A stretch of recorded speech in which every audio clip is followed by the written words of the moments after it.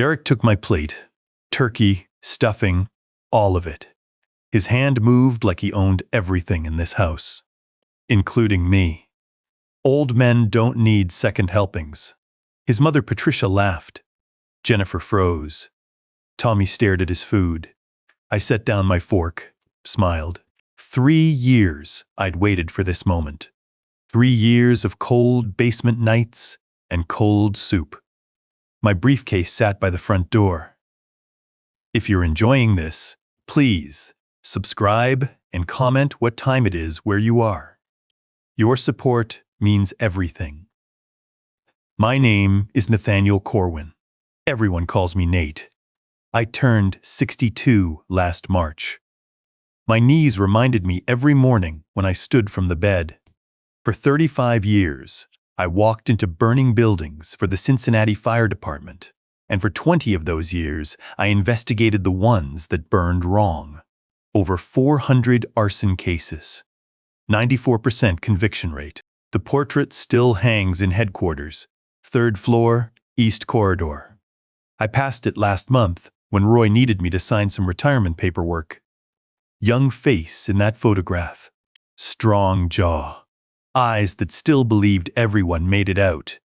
That was before Margaret. I met her in 1986 at a fundraiser for the Firefighters Benevolent Association. She taught 4th grade at Roosevelt Elementary, and she'd volunteered to help serve punch because her sister was married to one of our lieutenants. I spilled fruit punch on her white blouse within 5 minutes of introduction. She laughed and said, "At least it wasn't on fire." We married 7 months later. 37 years she kept me grounded. 37 years of midnight calls and smoke-stained uniforms. She'd wait up with coffee when the bad ones ran long. She never asked how many. She'd press my dress blues before funerals and never once complained about the danger. When I made Fire Marshal, she threw a party in our backyard and invited half the department. When I closed the Riverside warehouse case, the one that put 3 men away for burning a building with squatters still inside, she held me while I cried in our kitchen at 2 in the morning. Margaret understood what fire could do to people. She understood what fighting it could do to the people who fought it.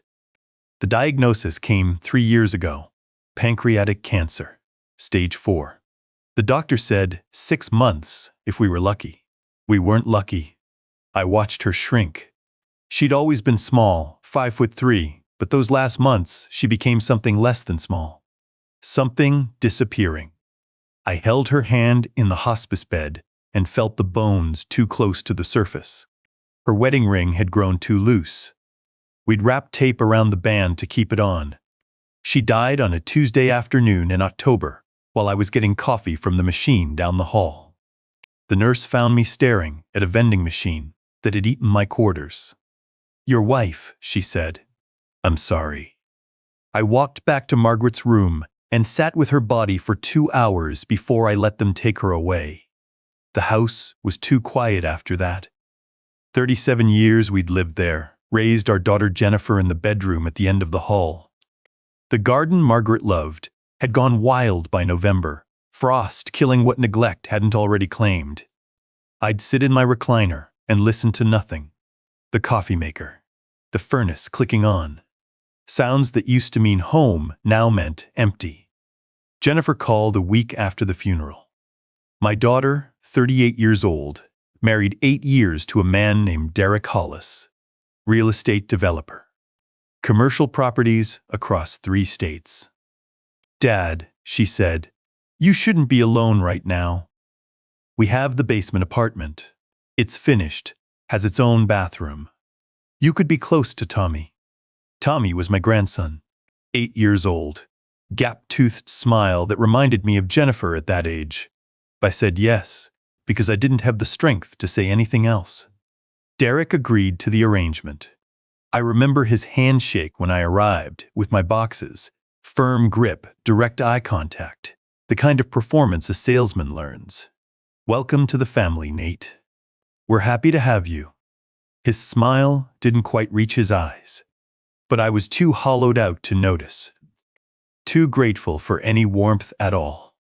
The basement apartment was 400 square feet of converted storage space. Concrete walls, one narrow window near the ceiling, a space heater in the corner. The air smelled of old concrete and dust and cold. I set up Margaret's photograph on the nightstand beside a twin bed with a quilt she'd sewn 15 years ago. I arranged my tools on a workbench I built from scrap lumber. I filed my case folders in boxes against the wall because I couldn't bear to throw them away. Those first months, Jennifer brought meals downstairs, hot roast on Sundays, leftover pasta on Wednesdays. Tommy would appear after school, full of questions about Grandpa's work. Did you really fight fires? Did you catch bad guys? Were you scared? I told him stories about the old days, carefully edited for an 8-year-old's ears. I started teaching him to sand wood, simple projects, a birdhouse, a picture frame for his mother. Derek kept his distance. Polite nods at breakfast, occasional questions about the department that felt more like research than conversation. He'd inherited money from his mother, Patricia, and built it into something larger through commercial real estate. 7 companies across Ohio, Kentucky, and Indiana. I didn't understand the details, but the house spoke to success. 6,000 square feet. Tudor revival. Indian Hill's wealthiest suburb. I told myself his coldness was just personality. Some men didn't know how to talk to their elders. Some men only understood business. 6 months after I moved in, I was eating breakfast alone at the kitchen table when the newspaper headline caught my eye. Fire destroys downtown commercial building. Arson ruled out. The photograph showed the aftermath. Blackened brick, collapsed roof, fire investigators in their turnout gear picking through debris. Standard coverage for a standard fire. Except the burn pattern wasn't standard. I set down my coffee and pulled the paper closer. The image was grainy, but 35 years had trained my eyes to read what others missed. The V pattern was wrong. Northeast origin, lateral spread before climbing. Someone had placed something there. Someone lit it. I checked the property owner listed in the article. Tri-State Commercial Partners, LLC. The name meant nothing to me then. I clipped the article and told myself it was habit. Old fire marshals never really retire. We just stop getting paid to notice things. 3 weeks later, another fire. Commercial property in Louisville. Full insurance payout. Origin point, northeast quadrant. Property owner, River Valley Holdings, LLC. I clipped that one too. By the 4th fire, I'd started a folder. By the 7th, I'd started cross-referencing property records through public databases. The LLC names were different, but the registered agents overlapped. The mailing addresses pointed to the same post office box in Delaware. Weeks passed, then months. I worked slowly, methodically, the way I'd worked every case in my career. By the 12th fire, I understood what I was looking at. Derek Hollis owned all of them. 7 shell companies, 3 states, 37 properties burned over 5 years, every single one insured to maximum value, every single one ruled accidental by local investigators. The pattern was unmistakable to anyone who knew how to read fire. And I'd spent 35 years learning. I sat in my basement workshop at 2 in the morning, surrounded by newspaper clippings and satellite printouts, and felt something I hadn't felt since Margaret died. Purpose. Beneath the hollowed-out numbness, something older stirred. The same instinct that had driven me into burning buildings as a young man. The same precision that had built a 94% conviction rate. My son-in-law was an arsonist, and I was going to prove it. I needed resources. I needed independence. I needed something Derek couldn't touch. The bank statement arrived in my mail 3 days later. An account I didn't recognize at a bank I'd never used. The balance stopped my breath.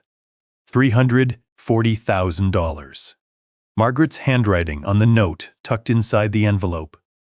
I recognized the loops and curves immediately, the careful penmanship of a fourth-grade teacher who'd spent 40 years at the blackboard. Derek can't touch it. I love you. Protect our Jenny. She'd built this account over 37 years.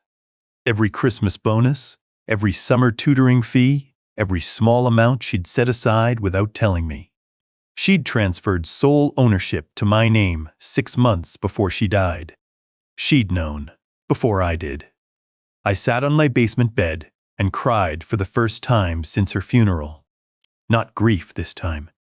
Gratitude and something harder. Determination. The next morning, I drove to a convenience store 12 miles from the Hollis estate and paid cash for a prepaid phone. I loaded 3 months of minutes and programmed one number into the contacts. Roy Ostrowski, my former colleague from the department. We'd worked 100 cases together. He still wore the same fishing vest he'd worn to crime scenes.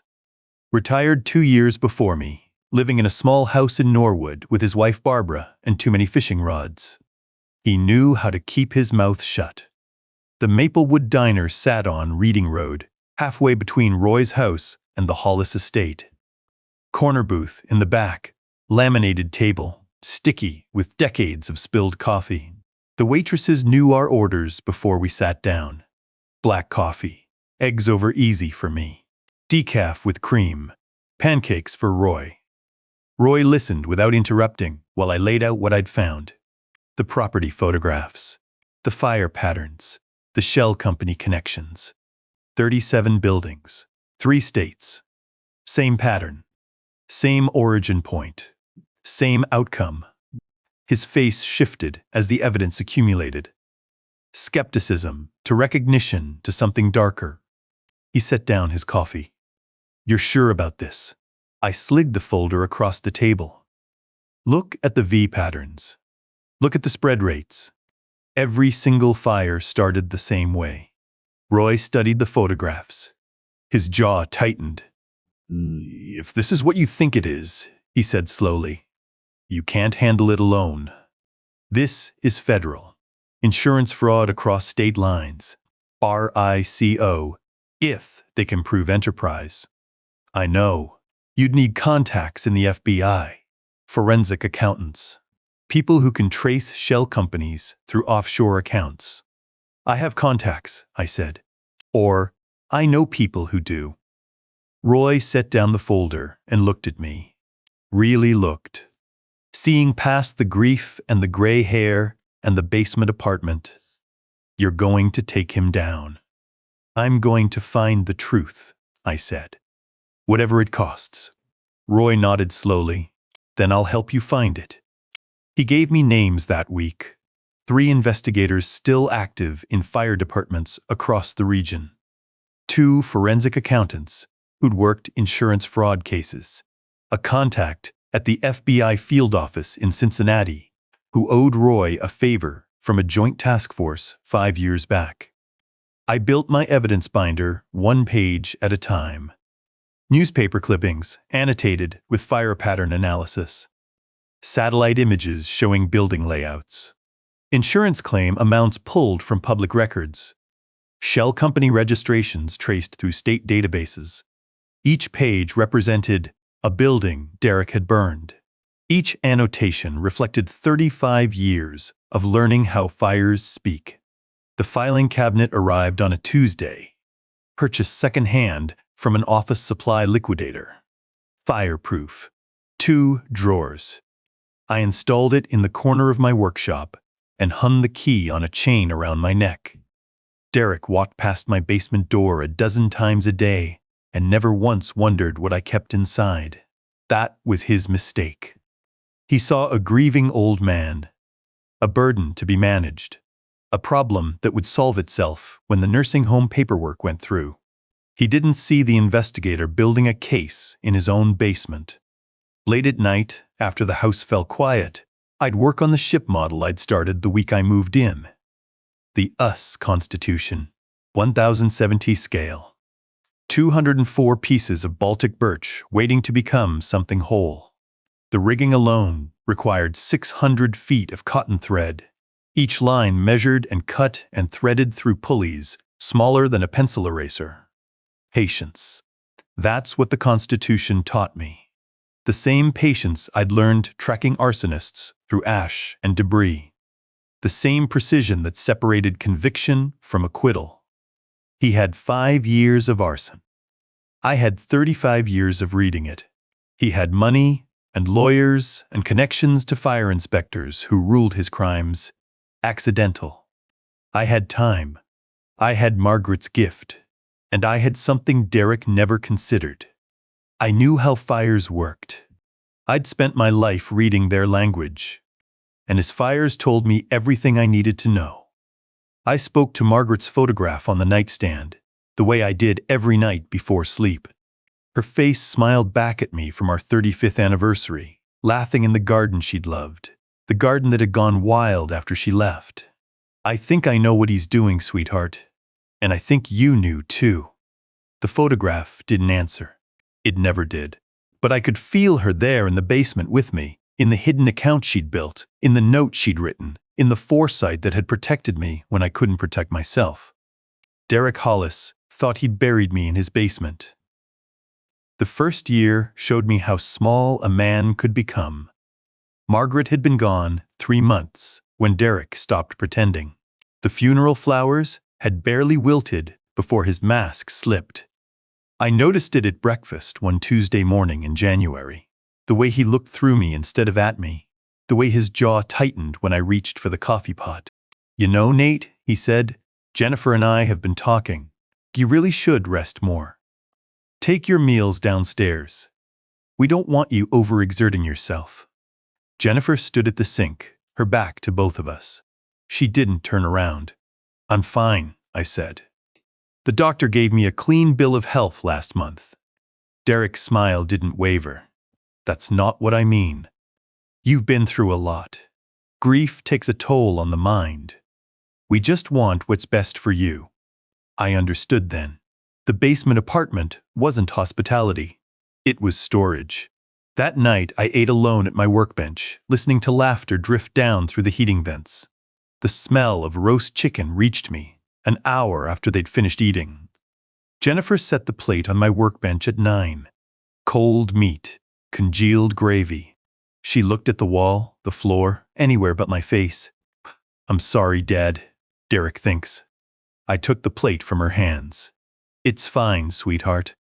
I'm not that hungry anyway." She left without another word. I scraped the food into the trash and made myself a peanut butter sandwich instead. The pattern established itself over the following weeks. Derek would mention my confusion at dinner parties I wasn't invited to attend. He'd shake his head sadly when neighbors asked about me. "Such a shame," I heard him tell the mail carrier one morning. Losing Margaret really did a number on his memory.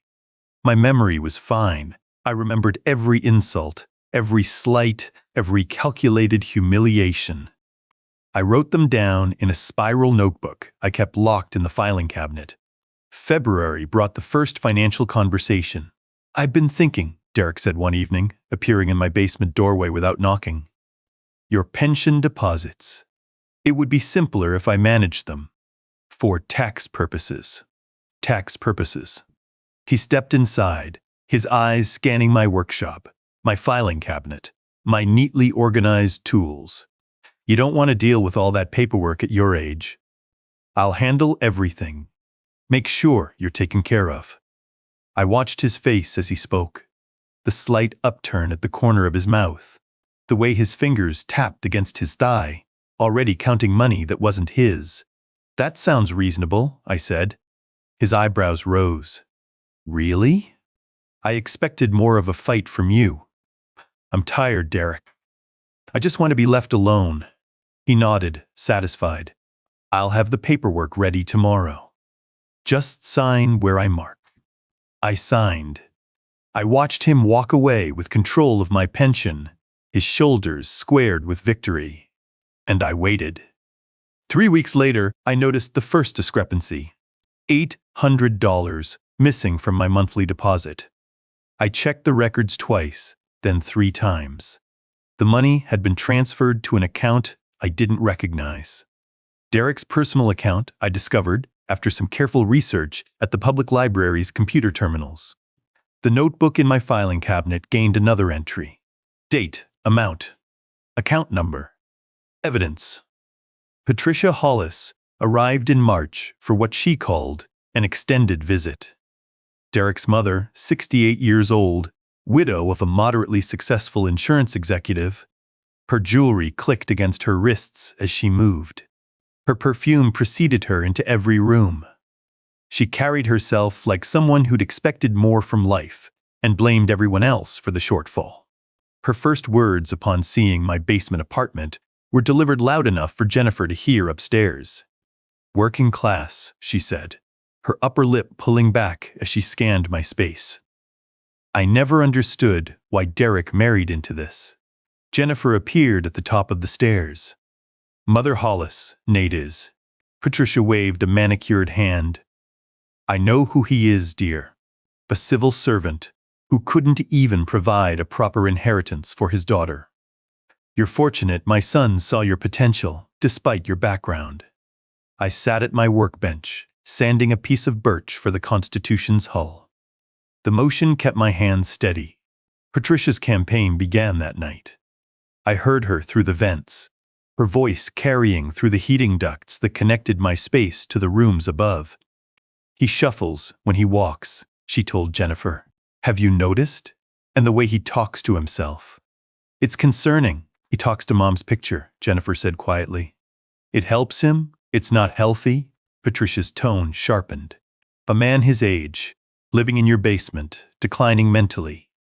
There are facilities that specialize in this kind of thing. Lovely places. Very peaceful. Mom, he's my father. And Derek is your husband. You need to think about what's best for your family." I set down the sandpaper and added another entry to my notebook. Patricia Hollis, nursing home discussion. March 14th, approximately 9:47 p.m. The investigation continued parallel to the abuse. Roy met me at the Maplewood Diner every other Tuesday, his fishing vest unchanged, his loyalty unwavering. Over coffee and eggs, we reviewed the evidence together. 17 properties now, Roy said, flipping through my binder. All ruled accidental. All fully insured. That's not coincidence, Nate. I know. You've got enough here to interest the feds. Not yet. I need the financial trail. The shell companies connect to something bigger. Roy's coffee cup stopped halfway to his mouth. He set it down, leaned forward. His jaw tightened as he turned page after page. "You look thinner. The food situation has become complicated." He reached into his vest pocket and pulled out a protein bar. "Barbara's been making me carry these. Take it." I slipped the bar into my jacket. "Thanks. How bad is it?" I could have told him about the cold nights, the thermostat Derek controlled from his office, the way my breath fogged in the basement when temperatures dropped below freezing outside. I could have described the meals that arrived late and cold when they arrived at all. I could have mentioned Derek's lectures about how real men built things while civil servants merely maintained them. "I'm managing," I said instead. Roy's jaw tightened. "Say the word and I'll come over there myself." "Not yet. I need him comfortable. I need him believing. I'm exactly what he thinks I am. A confused old man." Exactly. The second year brought winter early. October's first frost caught me unprepared. I woke at 3 a.m. with my fingers numb, my breath visible in the basement air. The thermostat read 52 degrees. I climbed the stairs and found the house warm, comfortable. The hallway thermostat set at 72. The basement unit had been disconnected from the main system. Derek's doing, I was certain. The next morning, Jennifer appeared with an electric space heater, her eyes red-rimmed. "Derek says, the basement system needs repairs," she said. "This should help until—" I took the heater from her. "Thank you." She stood in the doorway, not leaving. "Dad, if you're not comfortable here—" "I'm fine, sweetheart. The heater will be plenty." She wanted to say more. I could see it in the way she twisted her wedding ring. the way her weight shifted from foot to foot. 8 years of marriage had taught her to swallow words that might provoke Derek. I watched the same pattern in real time, the impulse to speak, the calculation of consequences, the retreat into silence. "Okay," she said. "Okay. Okay." The heater ran 18 hours a day. My electric bill, still coming to the basement despite Derek's control of my pension, tripled. I paid it from Margaret's hidden account without complaint. November brought Derek's dinner lectures in full force. The thing about business, his voice drifted down through the vents while I ate canned soup at my workbench, is that weak structures have to be cleared for strong ones to grow. Some people understand that. Some people just work for the city their whole lives and call it a career. Patricia's laughter followed. Exactly right. Vision separates men from mere workers. I added another entry to the notebook. Set down my spoon. Picked up the sandpaper. 600 feet of rigging still waiting. Patience. The ship took shape slowly. Each piece required patience, precision, hands steady despite the cold. Tommy noticed it during one of his secret visits. My grandson appeared at the top of the basement stairs one night in December, a lumpy shape visible under his jacket. He crept down with exaggerated stealth, checking over his shoulder every few steps. "Grandpa," he whispered, "I brought you something." He unzipped his jacket and produced a peanut butter sandwich wrapped in a paper towel, slightly crushed from its hiding place. "Tommy, you shouldn't. Mom and Grandma Patricia were talking about your food being too expensive." He climbed onto the stool beside my workbench. "But you need to eat. You're getting skinny." I unwrapped the sandwich and took a bite. It was the best thing I'd tasted in weeks. Tommy watched me eat, then turned his attention to the ship model. The Constitution's hull was complete now, the rigging just beginning. His fingers traced the edge of a miniature sail. "What's this part called?" "The spanker," I said. "It helps control the ship's direction." "Can you show me how to tie the ropes?" "They're called lines on a ship, never ropes." "And yes, I can show you." We worked together in the cold basement, my hands guiding his smaller ones through the basic knots. He learned quickly, his concentration absolute. Margaret would have loved watching this. I set down the sandpaper. The question sat between us like something breakable. "Grandpa," he said after a while, "why does Daddy hate you?" "He doesn't hate me," I said carefully. "He's just confused about what matters." Tommy considered this. "I don't think he's confused. I think he's mean. Sometimes people act mean when they're scared. When they think someone might take something away from them." "What could you take from Daddy?" "Nothing," I said. "Nothing at all." Tommy's visits became regular after that. He'd appear with smuggled sandwiches hidden in his jacket. Apples, cookies he'd pocketed at school. We'd work on the ship together while he told me about his day, about his friends, about the hiding spot he'd found under the stairs. "It's small," he said one night, "but nobody knows about it. I go there when Mom and Dad fight." "Do they fight often?" "Sometimes. Daddy yells about money and buildings and someone named Jenkins. Mom doesn't yell back anymore." Jenkins. I filed the name away, added it to my mental catalog of pieces that needed connecting.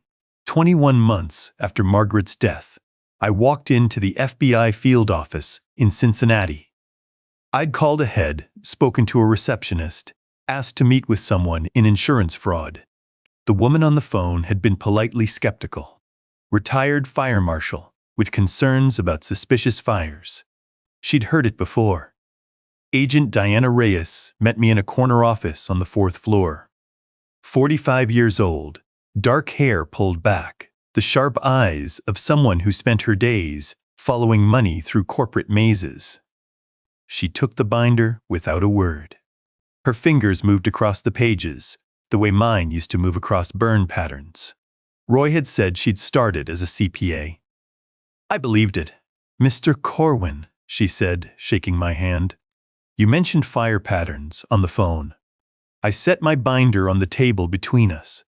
37 properties, 3 states, 5 years. Every fire started in the same building quadrant. Her expression remained neutral. That could be coincidence. I opened the binder to the first section. Look at the V patterns, the burn rates, the spread directions. Every single property shows the same accelerant signature. Someone's using the same method, the same timing, the same approach. Reyes leaned forward slightly. And you believe these are connected to a single perpetrator? I believe they're connected to a single organization. 7 shell companies, all with overlapping registered agents, all with the same Delaware post office box. I turned to the financial section. Roy's contacts had helped me trace the money flows, the insurance payouts, the corporate structures that funneled everything into a Cayman Islands trust.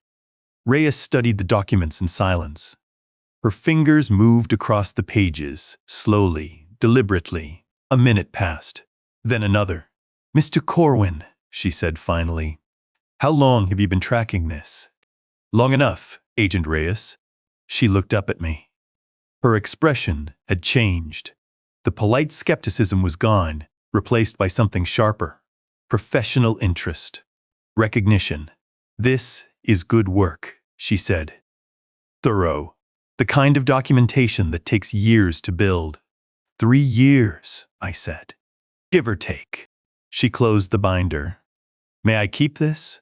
I have copies." Her eyebrows rose. "Of course you do." The FBI opened a preliminary investigation that week. Reyes called me 3 days later with questions. Then again, the following week, with more questions. Forensic accountants began tracing the shell companies. Contacts in state insurance commissions started pulling claim files. The machine was moving. I returned to my basement and continued waiting. Winter thawed into spring. Spring warmed into summer.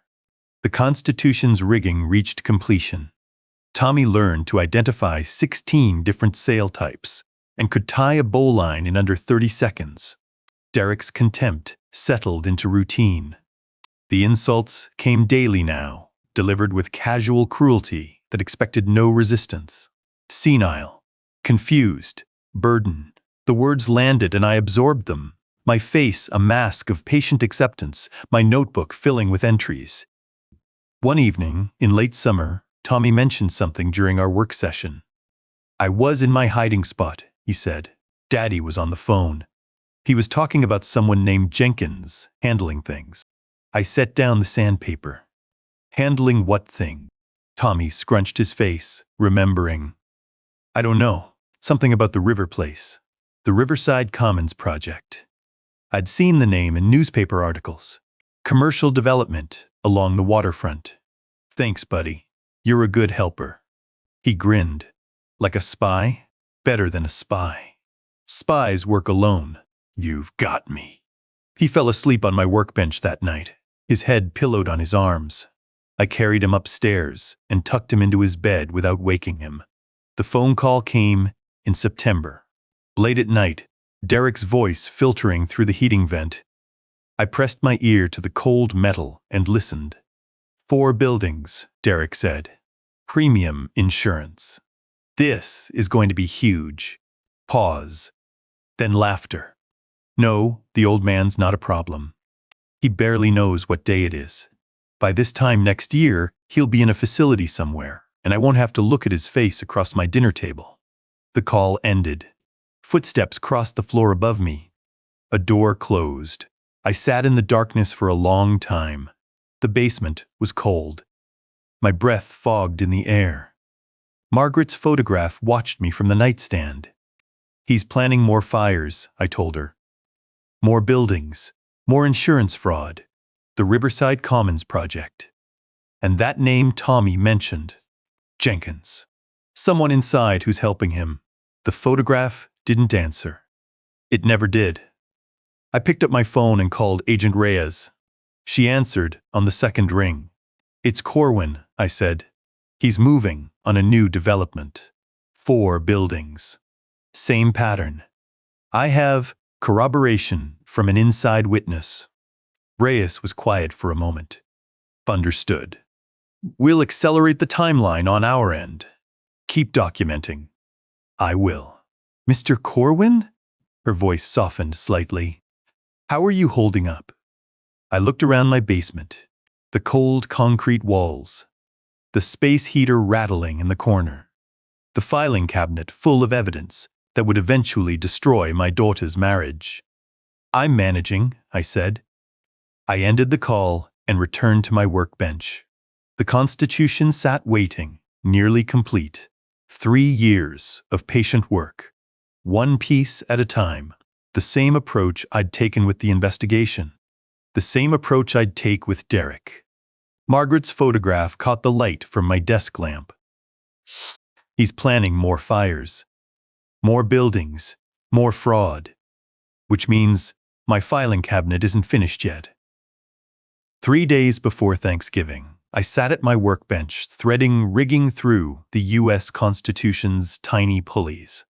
The cotton line was thinner than dental floss.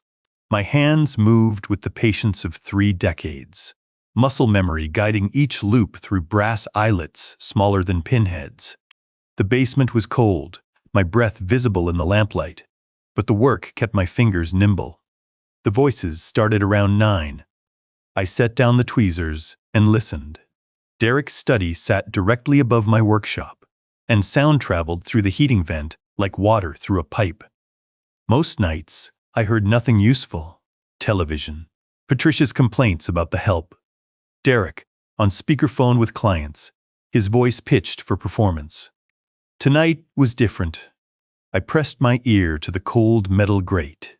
Patricia's voice came through first, clipped and impatient. The psychiatric evaluation is scheduled for Monday. Dr. Hendricks is an old friend of mine. My grip on the tweezers went white. I held my breath. Derek responded, his tone businesslike. Good. Hendricks understands the situation. He'll document the confusion, the memory lapses, the inability to manage his own affairs. Standard incompetency filing. And the timeline? 2 weeks, Patricia said. Maybe less if we expedite. I've already spoken with Shady Pines. They have a private room available. 90 minutes from here, which means Jennifer won't be making daily visits to upset the arrangement. Derek laughed. Perfect. Once he's institutionalized, we liquidate everything in his name. The pension is already under my control, but there might be savings we haven't found. The old fool probably has cash hidden somewhere. I gripped the edge of the workbench. The metal bit into my palms. Patricia's voice dropped to something conspiratorial. I never understood why Jennifer insisted on keeping him here in the first place. Working-class people should know their place.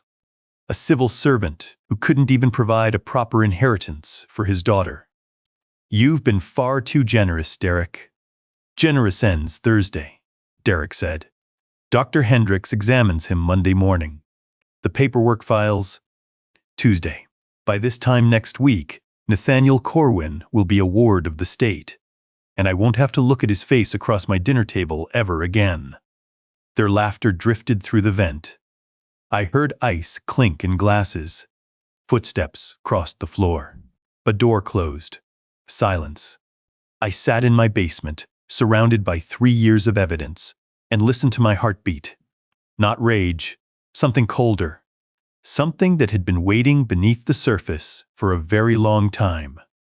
Monday meant psychiatric evaluation. Thanksgiving was Thursday. That gave me exactly 4 days. 4 days to move everything I'd built into position. 4 days to end this. I reached into the filing cabinet and pulled out the burner phone. The screen glowed in the basement darkness. I scrolled to Agent Reyes's number and pressed call. She answered on the second ring. Mr. Corwin, her voice was alert. It's late. I need the summary folder prepared, I said, and I need your team ready to move on Thanksgiving Day. Silence on the line. Then, what happened? He's filing for conservatorship Monday. Psychiatric evaluation. They're planning to have me institutionalized by next week. Reyes exhaled slowly. That accelerates our timeline significantly. Can you have everything ready? The evidence is compiled. We've been waiting on your signal. If you're saying Thanksgiving is the day, we can have agents in position. Thanksgiving is the day, I said. Maximum witnesses. Derek will be at his most arrogant. His mother will be there. Jennifer will see everything. And you're certain about this? Once we move, there's no going back. I looked at Margaret's photograph on my nightstand. Her smile caught the lamplight. I've been certain for 3 years, Agent Reyes. I was just waiting for the right moment. I'll have the folder delivered tomorrow. She paused. And Mr. Corwin, be careful. People who are cornered do unpredictable things. I hung up and sat in the darkness for a long time. The Constitution waited on my workbench. Nearly complete now. 3 years of patient work, one piece at a time. The same approach I'd taken with the investigation. Derek thought he was cornering me. He had no idea who he'd been living with. The next morning, I made my routine trip to Maplewood Diner. Same corner booth, same laminated table, sticky with decades of spilled coffee. Same waitresses who knew our orders before we sat down. Roy was waiting when I arrived, his fishing vest unchanged, his face creased with concern. You sounded different on the phone, he said. What's going on? I slid into the booth and ordered coffee. Black. The waitress disappeared. He's moving on Monday, I said. Psychiatric evaluation. Dr. Hendricks. Someone his mother owns. They're going to have me declared incompetent and shipped to a nursing home 90 minutes from here. Roy's face went red. His hands clenched on the table. I'll kill him myself. Just say the word, Nate. I'll drive over there tonight and… No. My voice was calm, flat. We do this by the book. Every charge, every conviction, every year in federal prison. We earn them all. He stared at me. After everything he's done to you. Because of everything he's done. I leaned forward. If I let you hurt him, he becomes the victim. His lawyers spin it as elder abuse, family conflict, a confused old man's friend attacking a concerned son-in-law. He walks, and I spend whatever years I have left in a cell. So what do? We execute the plan, I said. Thanksgiving dinner. Maximum witnesses. His mother, Jennifer, the whole family gathered around that table he's so proud of. I trigger the confrontation. Reyes and her team are parked outside, waiting for my signal. Roy shook his head slowly. You've been planning this for 3 years. The coffee arrived. I wrapped my hands around the warm cup. Roy studied me across the table. Something in his expression shifted. Recognition. The same look I'd seen on Agent Reyes's face when she first reviewed my evidence binder. You're not the same man who walked into my office asking about insurance patterns, he said quietly. I never was, I told him. I just needed him to believe I was. Let me be there, Roy said. Back up, in case something goes wrong. No. This has to be family, only until the moment of arrest. Outside witnesses complicate the narrative. Jennifer needs to see who Derek really is, without anyone telling her what to think. And if he gets violent, I sipped my coffee. He won't. Men like Derek only hit people who can't hit back. The moment he sees federal badges, he'll fold. He'll start making deals, offering names, trying to save himself. That's who he is.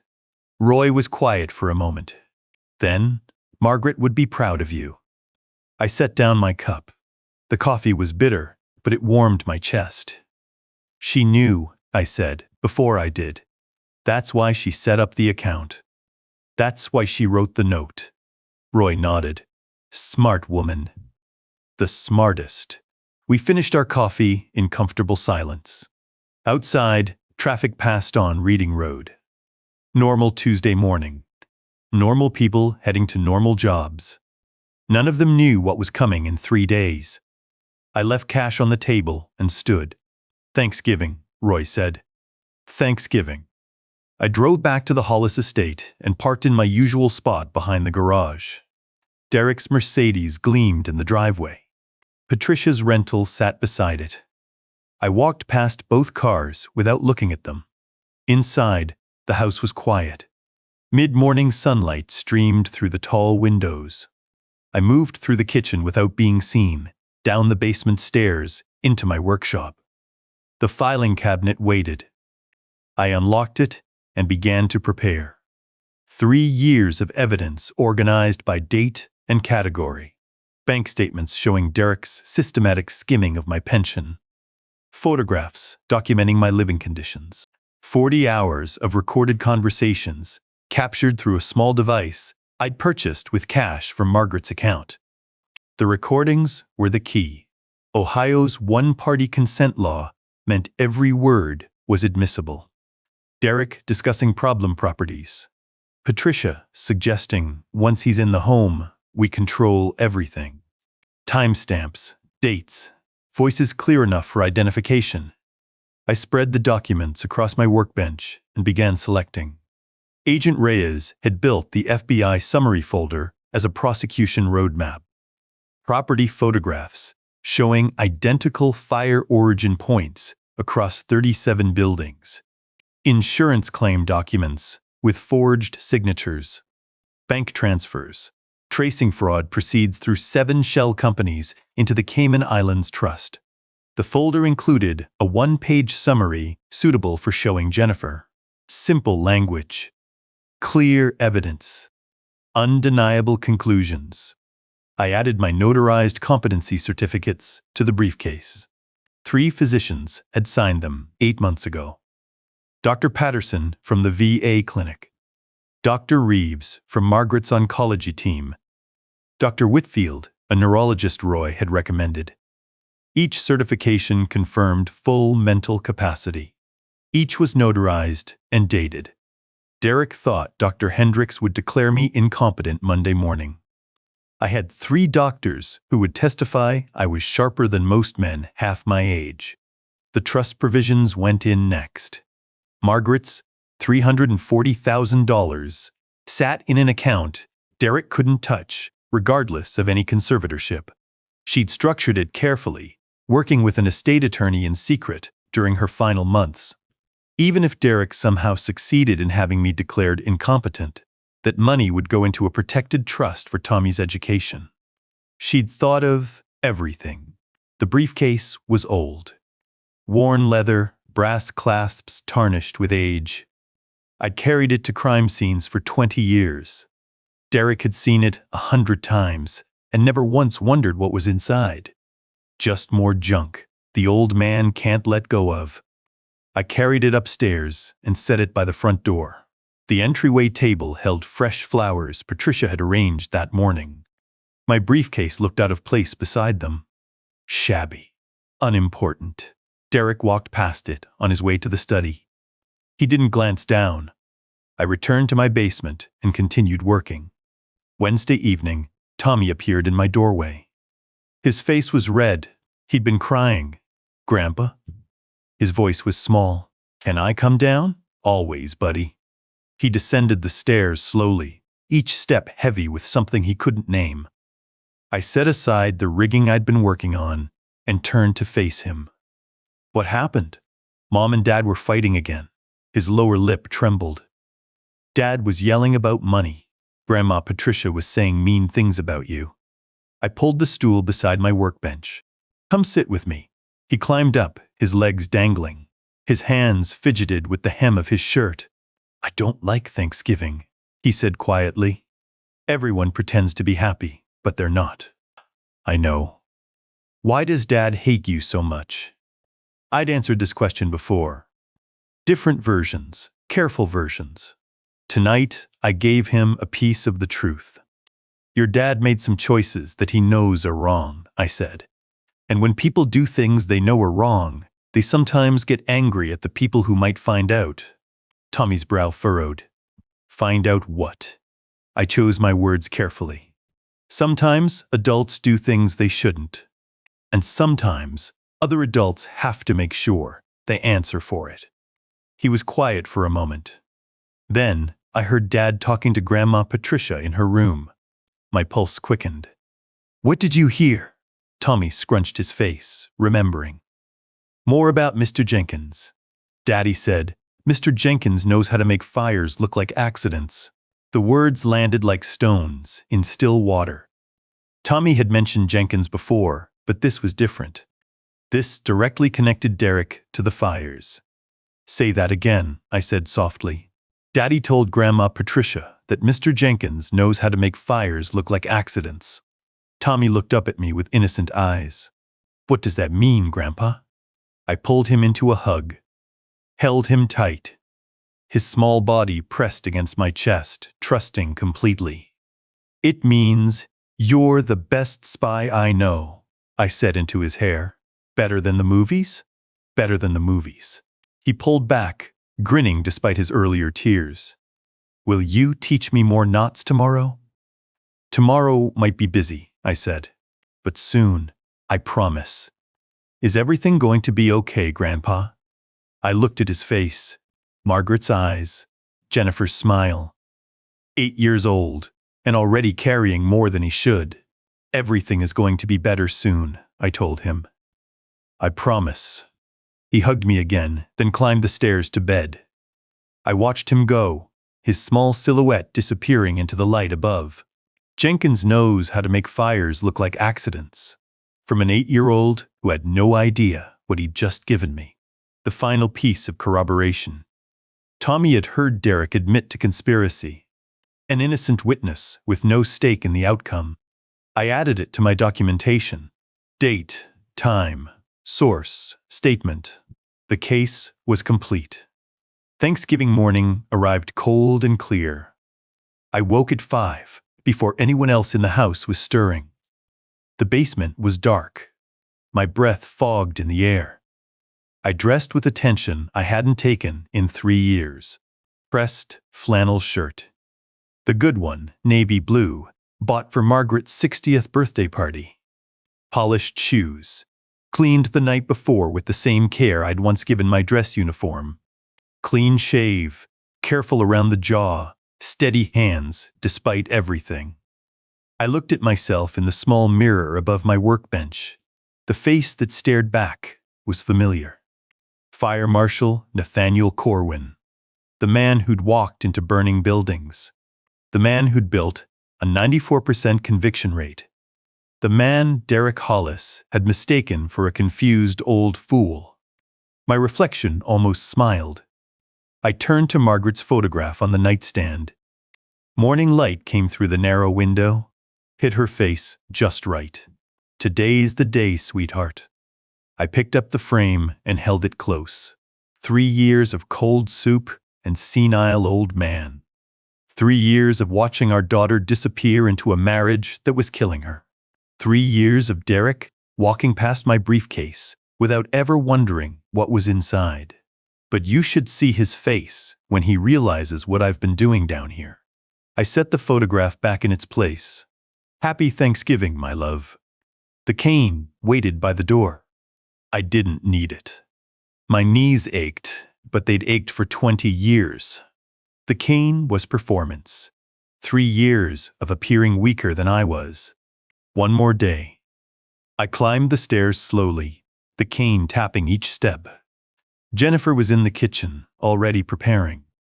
The turkey sat in its roasting pan. Vegetables waited in neat piles on the cutting board. She looked tired, dark circles under her eyes. Dad, she seemed surprised to see me. You're up early, thought I'd help set the table, I said. She studied my clothes, my shave, my polished shoes. You look nice. It's Thanksgiving. I managed a small smile. Margaret always said we should dress up. Her face softened at her mother's name. She did. I followed her to the dining room. The mahogany table stretched 14 feet, polished to a mirror shine. Patricia's place settings were arranged with military precision. Crystal glasses, silver flatware, linen napkins folded into swans. I began placing the plates while Jennifer worked on the centerpiece. My phone vibrated once in my pocket. I stepped into the hallway and checked the screen. Team in position. Awaiting signal. I slipped the phone back and returned to the dining room.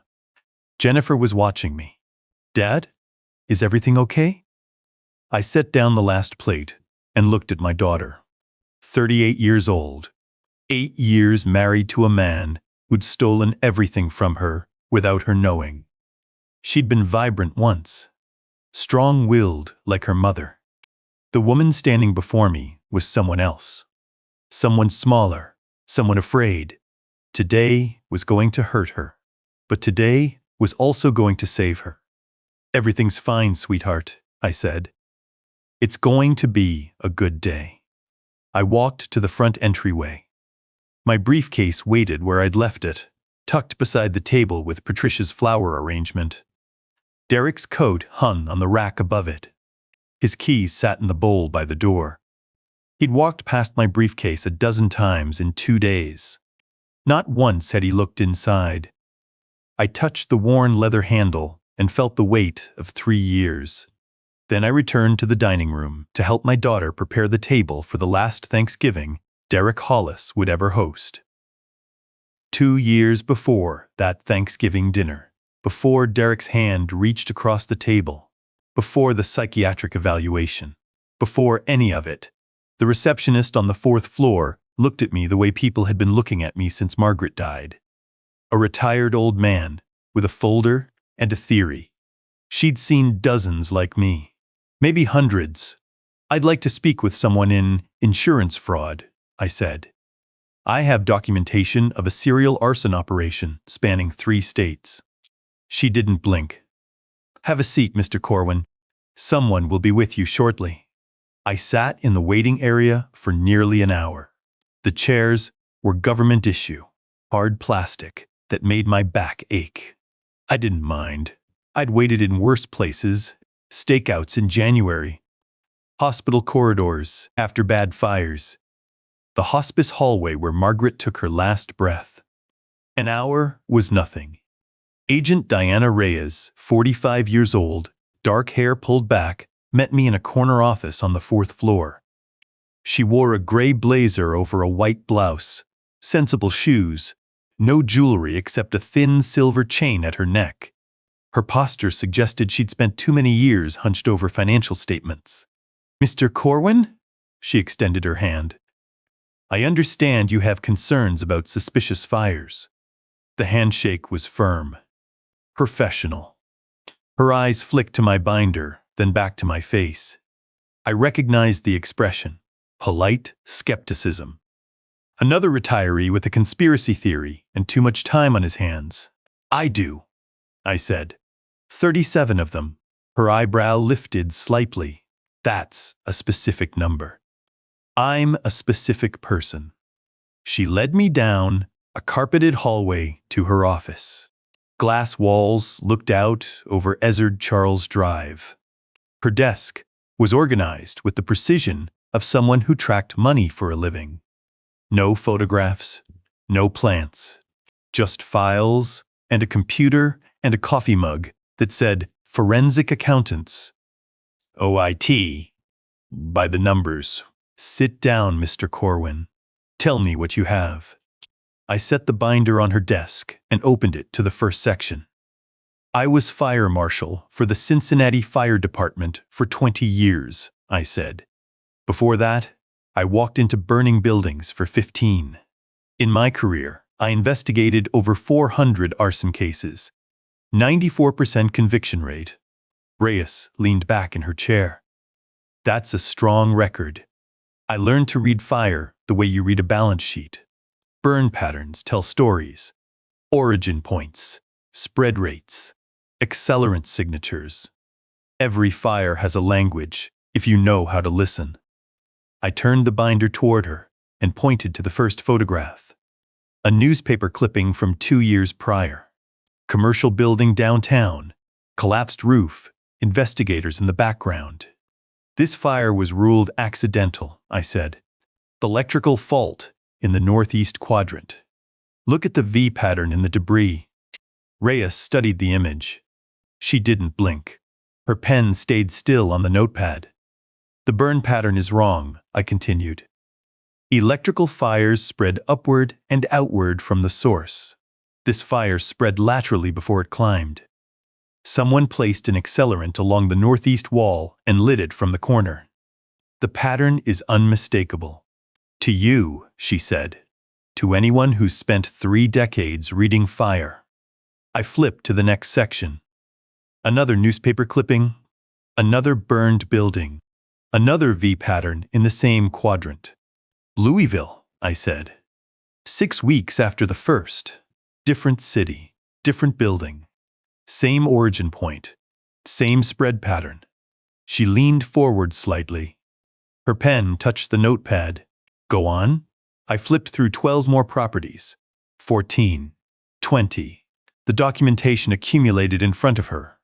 Newspaper clippings annotated with hand-drawn fire patterns. Satellite images showing building layouts. Insurance claim amounts pulled from public records. 37 properties in 5 years, I said. 3 states. Ohio, Kentucky, Indiana. Every single fire started in the same building quadrant. Every single property was insured to maximum value. Every single fire was ruled accidental. Reyes picked up the binder and began turning pages herself. Her fingers moved across the documentation, the way mine moved across burn patterns, looking for the story beneath the surface. And you believe these are connected, she said. I know they're connected. How? I opened the financial section. The shell company registrations, the overlapping directors, the Delaware post office box that connected 7 different LLCs, River Valley Holdings, Tri-State Commercial Partners, Heartland Property Management, 7 companies total, all registered in different states, all with nominee directors, all controlled through a single trust registered in the Cayman Islands.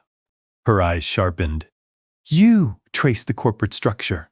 I traced everything I could access through public records, property registrations, insurance claims, corporate filings. The pattern is clear. Someone is buying commercial properties, insuring them to maximum value, then burning them for the payout. Reyes set down the binder. She studied me for a long moment.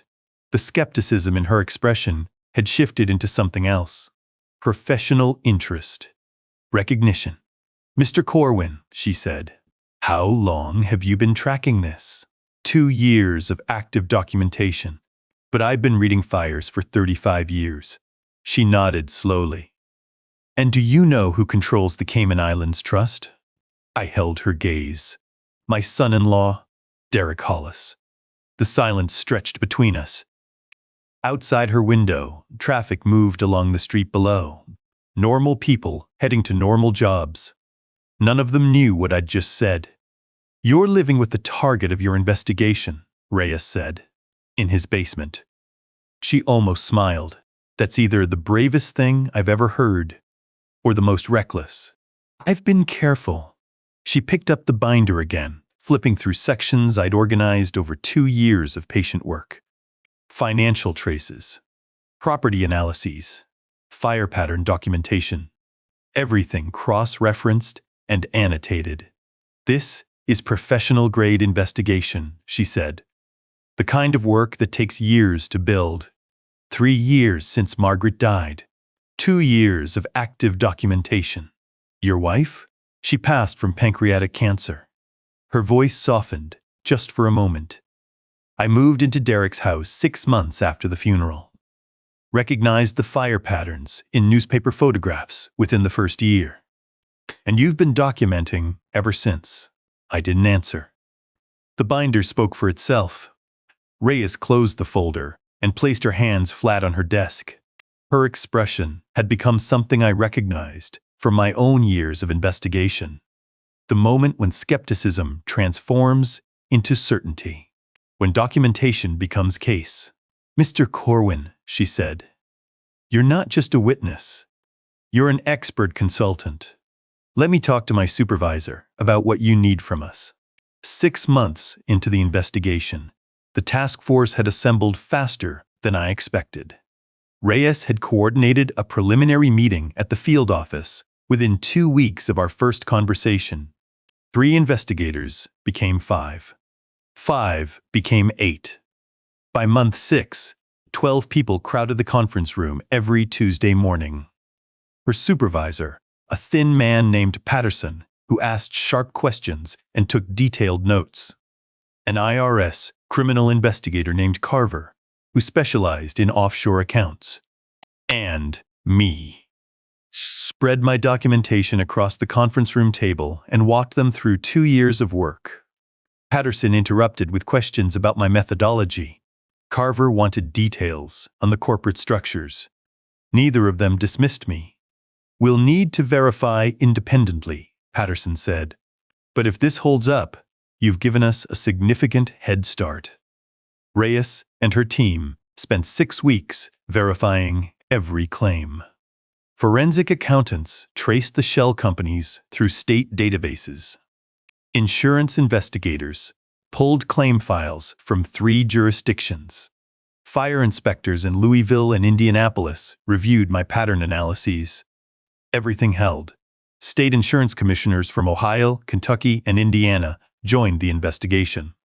Their cooperation meant access to claim records I couldn't have reached through public databases. Prosecutors from all 3 states attended briefings via video conference, building jurisdictional frameworks for charges that would eventually span state lines. The documentation board in the conference room expanded weekly. Property photographs connected by red string to shell company documents. Financial transfers traced through bank records. A web of fraud that grew more complex and more damning with every meeting. Derek had been thorough. But thoroughness leaves traces, and I'd spent 35 years learning to find them. Marcus Webb's name came up in the 4th month of investigation. An insurance adjuster for the largest member company in the Midwest Regional Consortium. He processed 17 of Derek's claims over 5 years and grown suspicious enough to flag patterns internally. His reports had been ignored by supervisors, more interested in closing files than opening investigations. When federal agents contacted him, he cooperated immediately. Derek shopped for adjusters, Reyes told me during one of our weekly calls. Webb documented the pattern. Your son-in-law identified which adjusters approved claims quickly, then specifically targeted properties in their territories. 13 of 17 Webb processed went through on first submission. Webb's documentation corroborated everything in my binder. Target property profiles, claim timing patterns, the systematic exploitation of understaffed insurance offices across 3 states. The Midwest Regional Insurance Consortium joined the investigation formally in month 7. Their lawyers prepared civil recovery motions. Their forensic accountants calculated the total fraud exposure. $4.2 million, 37 buildings, 5 years. Derek had burned 37 buildings and stolen $4.2 million in fraudulent insurance payouts. The number appeared in briefings, in memos, in the faces of investigators who'd seen plenty of fraud, but rarely at this scale. And my $800 a month pension skimming barely registered as a footnote. 10 months into the investigation, the compromised inspectors became the task force's next focus. I'd known about Jenkins from Tommy's whispered reports. The name had appeared in Derek's phone conversations, overheard through heating vents, and recorded through the device in my ear. But Jenkins wasn't alone. Michael Torres worked for the Louisville Fire Department as a building inspector. He'd ruled 9 of Derek's Kentucky properties as accidental fires, despite origin patterns that should have triggered investigation. Federal agents presented Torres with bank deposits that didn't match his salary. Consulting fees from a company that traced back to Derek's corporate network. Gambling debts that had been forgiven by a casino where Derek held significant accounts. Torres lasted 2 hours. Then he asked for a pen. He provided testimony about the bribery network. Jenkins in Cincinnati, David Park in Indianapolis, all receiving payments through shell companies or having debts quietly erased, all signing off on fires that should have been flagged as suspicious. Torres gave us recordings, Reyes said during a briefing. He'd started documenting conversations after he got scared. Derek discussing property solutions, cleaning up underperforming assets, code words for arson that Torres understood perfectly. The recordings were damning. Derek's voice, clear and confident, discussing which properties to target next, which inspectors owed him favors, which insurance adjusters could be relied upon to process claims without questions. From insurance fraud to RICO, Patterson said. If we can prove ongoing criminal enterprise, the sentencing guidelines change significantly. The case expanded. The files mounted. The briefings grew longer. And I returned to my basement each night and continued playing the role of confused old man. My contribution from inside the Hollis estate proved valuable beyond the fire pattern analysis. Ohio's one-party consent law meant I could record any conversation I participated in without informing other parties. The device I wore looked like a hearing aid. It functioned like a digital recorder. 40 hours of audio accumulated over 2 years. Derek's verbal abuse documented with timestamps. His discussions of property management that carried double meanings. His contempt for the old fool in the basement who couldn't understand business.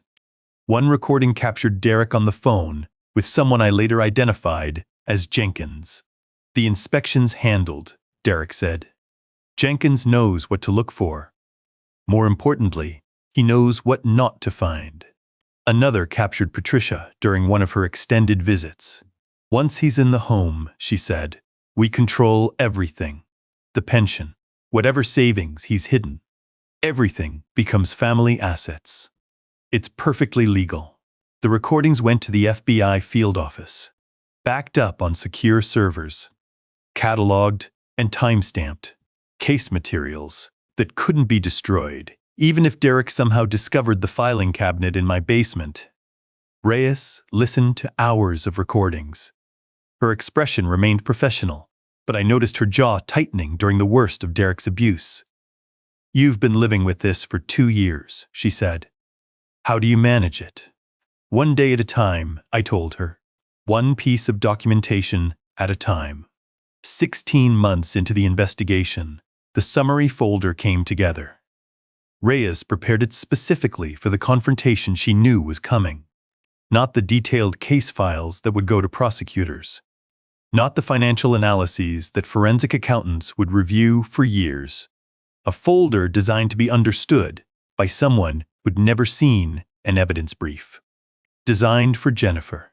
Property photographs with fire origin points, clearly annotated. Insurance claims showing forged signatures on documents Derek had submitted in Jennifer's name without her knowledge. Bank transfers tracing fraud proceeds through shell companies into the Cayman Islands Trust. And a one-page summary written in plain language. Your husband has burned 37 buildings across 3 states. He has stolen $4.2 million in fraudulent insurance payments. He has bribed fire inspectors and insurance adjusters to cover his crimes. Your father spent 2 years helping federal investigators build this case. The documentation is comprehensive and will result in federal prosecution. Reyes handed me the folder during our final meeting before the conservatorship timeline accelerated everything.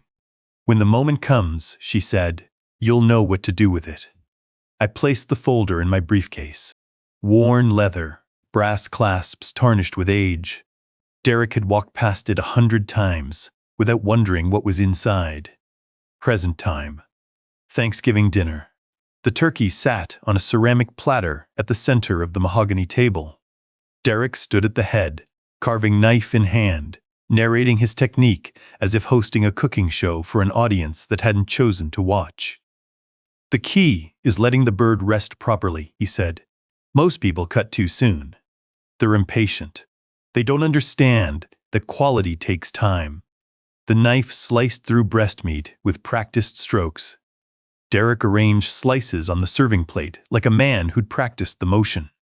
Patricia sat at his right hand, watching her son perform.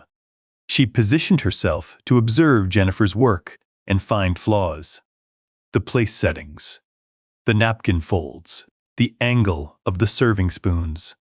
Jennifer, the water glasses are a half-inch too far left. I've shown you this before. Jennifer adjusted the glasses without argument.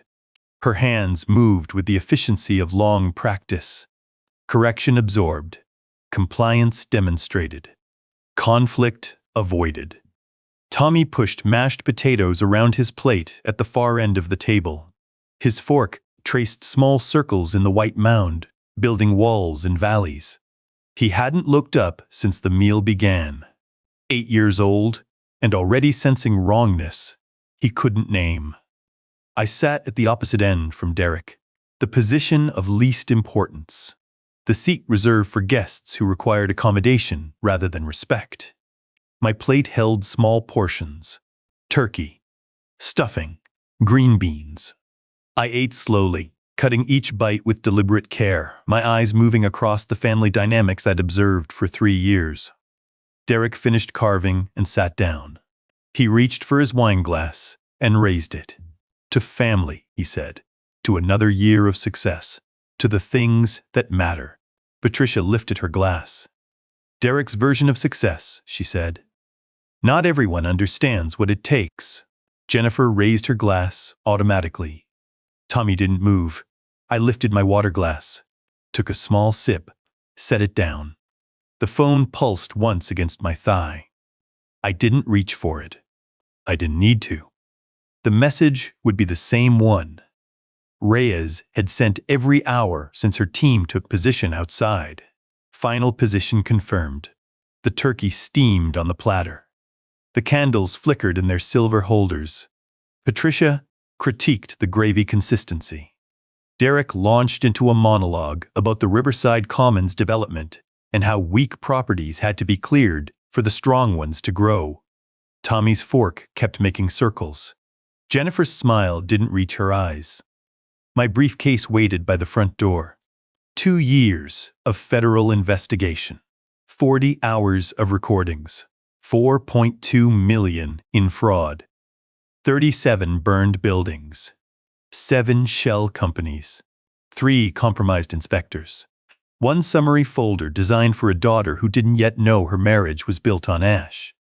I took another small bite of turkey, chewed slowly, waited. Derek took my plate. Turkey, stuffing, all of it. His hand moved like he owned everything in this house, including me. Old men don't need second helpings. We should put you on a diet before the evaluation Monday. Patricia laughed. The sound cut through the dining room. Jennifer froze with a serving dish in her hands. Her eyes met mine for a fraction of a second. Then she looked away. On the stairs, I heard Tommy's footsteps stop. I set down my fork. The metal touched the tablecloth without a sound. I picked up my napkin and dabbed the corners of my mouth, folded the linen, and placed it beside my empty setting. Derek watched me with the satisfaction of a man who'd won a game he didn't know was already over. Derek, I kept my voice even. Before you continue, I have something I'd like to share with the family. I placed both hands on the table and pushed myself up from the chair. The cane that leaned against my seat came with me, supporting weight I didn't actually need it to support. Derek's smirk widened. What is it now? More rambling about the old days. He looked at Patricia. She snorted into her wine glass. Let him go. Probably needs to use the bathroom. Old men and their bladders. I walked toward the front door. My footsteps sounded loud in the sudden quiet. The cane tapped against hardwood with each step. Behind me, I heard Patricia whisper something to Derek that made them both chuckle. Jennifer watched my back. I could feel her confusion, like heat from a fire. The briefcase sat exactly where I'd left it 3 days ago. Worn leather, tarnished brass clasps. The same briefcase I'd carried to crime scenes for 20 years. Derek had walked past it a dozen times without a second glance. I picked it up and turned back toward the dining room. Derek was reaching for the wine bottle when I set the briefcase on the table between the silver candelabra. The thump of leather on wood made him look up. "What is that?" Confusion flickered across his face. "What are you doing?" I unlatched the brass clasps. The sound was small but clear in the quiet room. Inside the briefcase, the manila folder waited. Red confidential stamp across the front. FBI seal in the corner. 2 years of federal investigation, reduced to photographs and documents, and a 1-page summary written for a daughter who didn't yet know her marriage was built on ash. I withdrew the folder and held it where everyone could see the seal. Derek's expression shifted. Amusement left his face. Something else took its place. "What is that?" I slid the folder across the polished mahogany toward Jennifer. It traveled the length of the table, passing empty wine glasses and crumpled napkins, coming to rest in front of my daughter. 37 properties. My voice was calm, measured. The voice I'd used in courtrooms for 35 years. 3 states. $4.2 million in fraudulent insurance claims. Jennifer stared at the folder, but didn't touch it. "Your husband has been committing arson for 5 years, sweetheart." I held Derek's gaze across the table. "And I've spent the last 3 years helping the FBI prove it." The silence lasted 3 heartbeats. Then Patricia's wine glass hit the table. Red liquid sloshed across the white tablecloth, spreading. "This is ridiculous." Derek's chair scraped back as he stood. "This is insane. You're senile. Jennifer, call Dr. Hendricks right now." But Jennifer was opening the folder. Her hands trembled as she turned the first page. I'd organized the evidence for maximum impact. Property photographs first, each one annotated with my professional fire pattern analysis.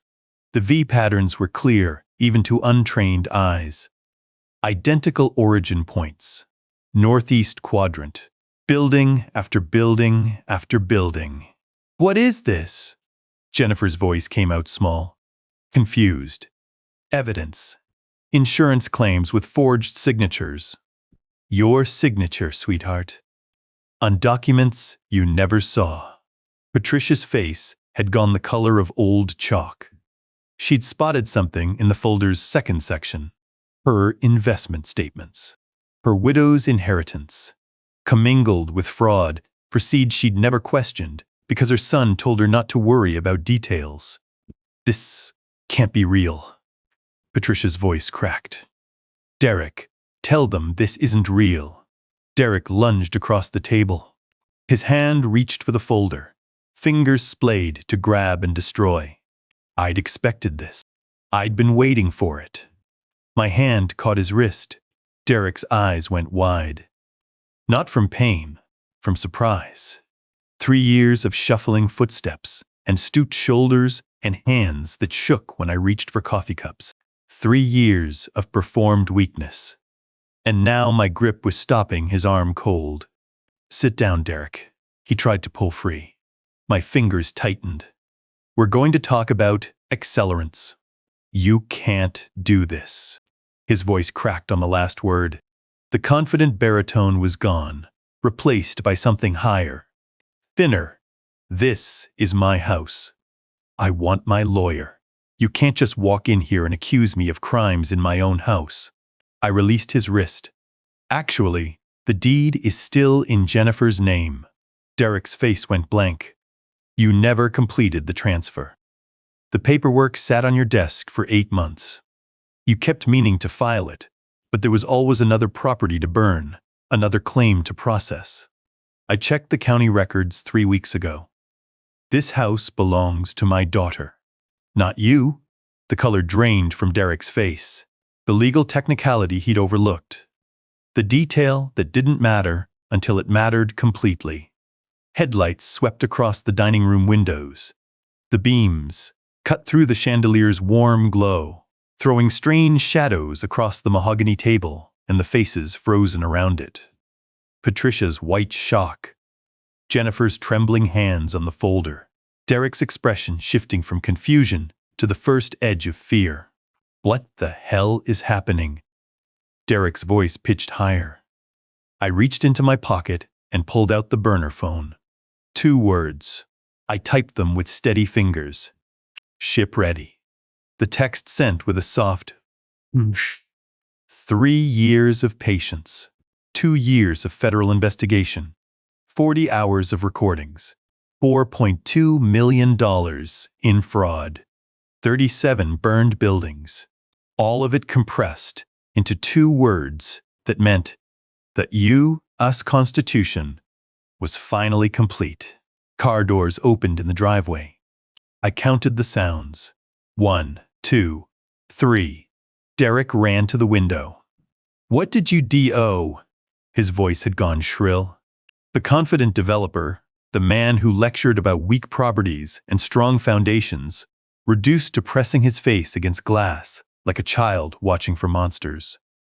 I didn't answer. I was speaking to Margaret. You should see his face right now. 3 years of senile old man.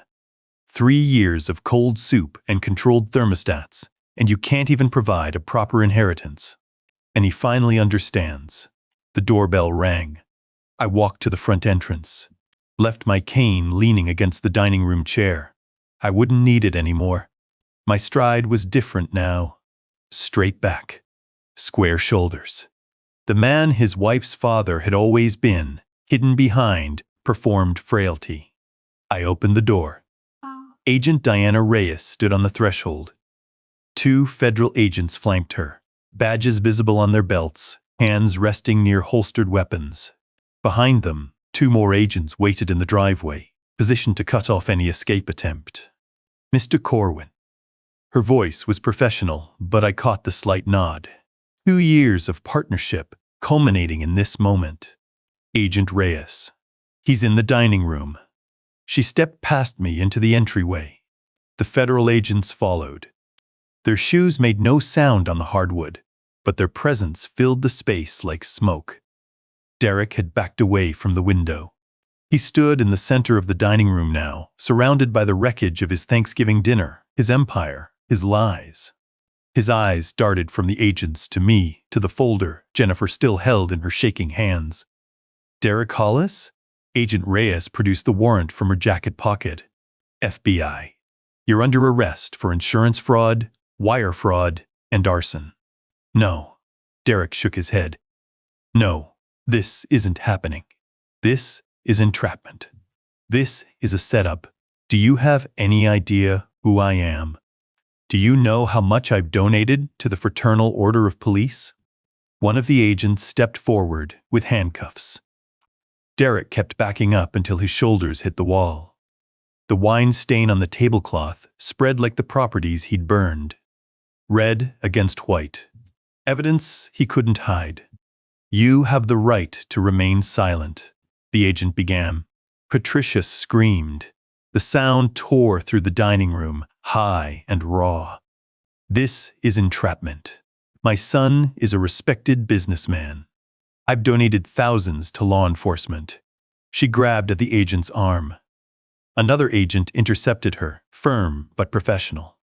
Ma'am, please step back. The handcuffs clicked around Derek's wrists. The metallic sound was small in the large room, but it echoed.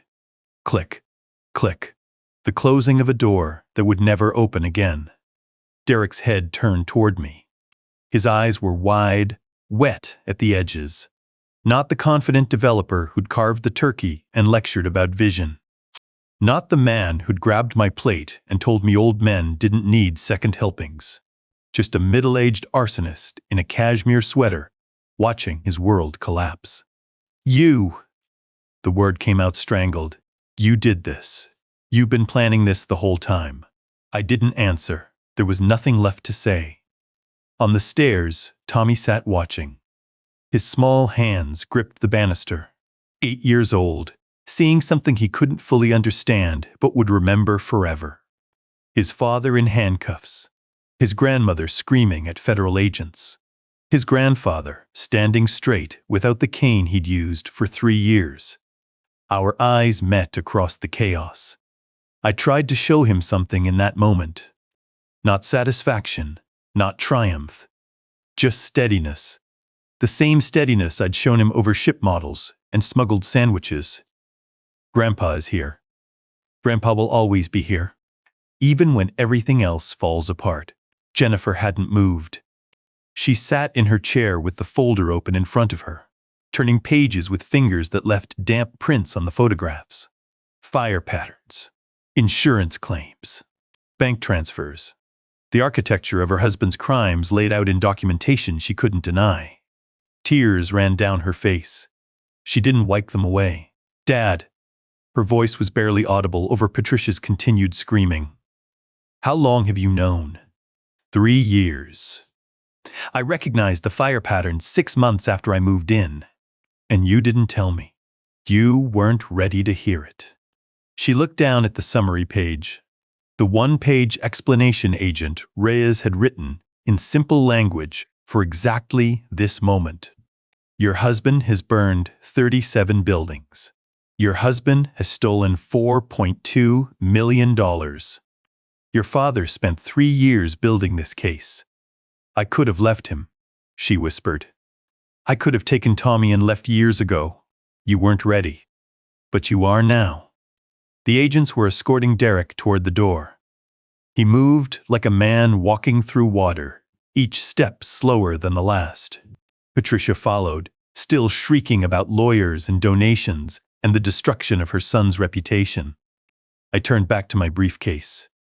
The folder Jennifer held was the summary, the prosecution overview. But there was more inside. Recordings on a USB drive, each file time-stamped and cataloged. Bank statements showing 3 years of skimmed pension payments. Property analyses with hand-drawn fire patterns.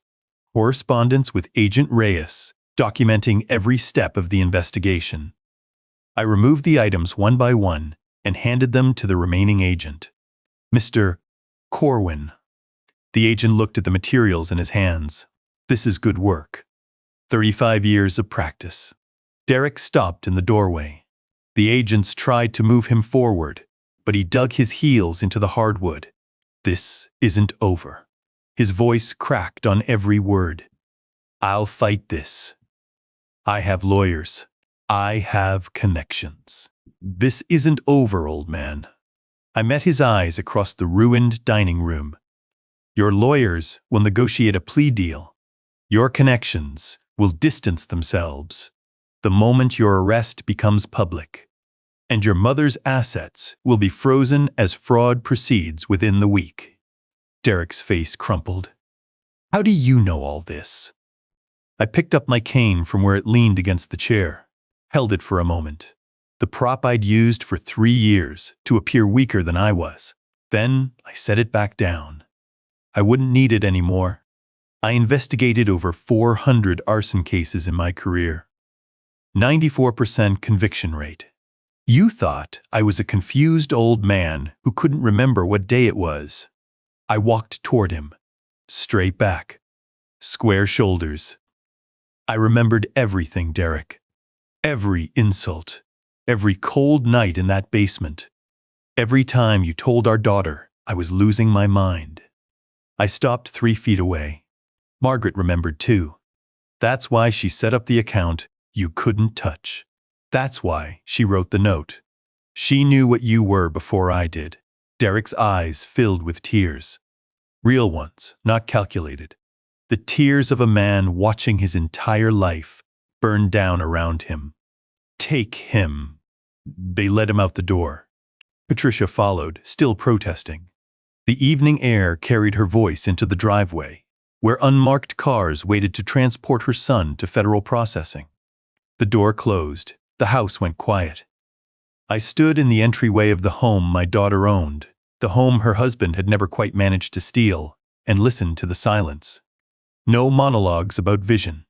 No laughter at cruel jokes. No whispered plans for nursing homes and conservatorships. Tommy descended the stairs. His footsteps were soft, careful. He crossed the foyer and stood in front of me, looking up with eyes that held questions he didn't know how to ask. "Grandpa?" His voice was small. "Is Daddy coming back?" I knelt down, bringing myself to his level. My knees protested, but they protested for 20 years. I'd earned the ache. Your daddy made some bad choices. He has to answer for them now. But you and your mom are going to be okay. Will you stay with us? I pulled him into a hug. His small body pressed against my chest, trusting completely, the way he'd trusted me during secret visits to the basement, learning knots and sanding wood and eating smuggled sandwiches. "I'll stay as long as you need me, buddy." Behind us, Jennifer appeared in the dining room doorway.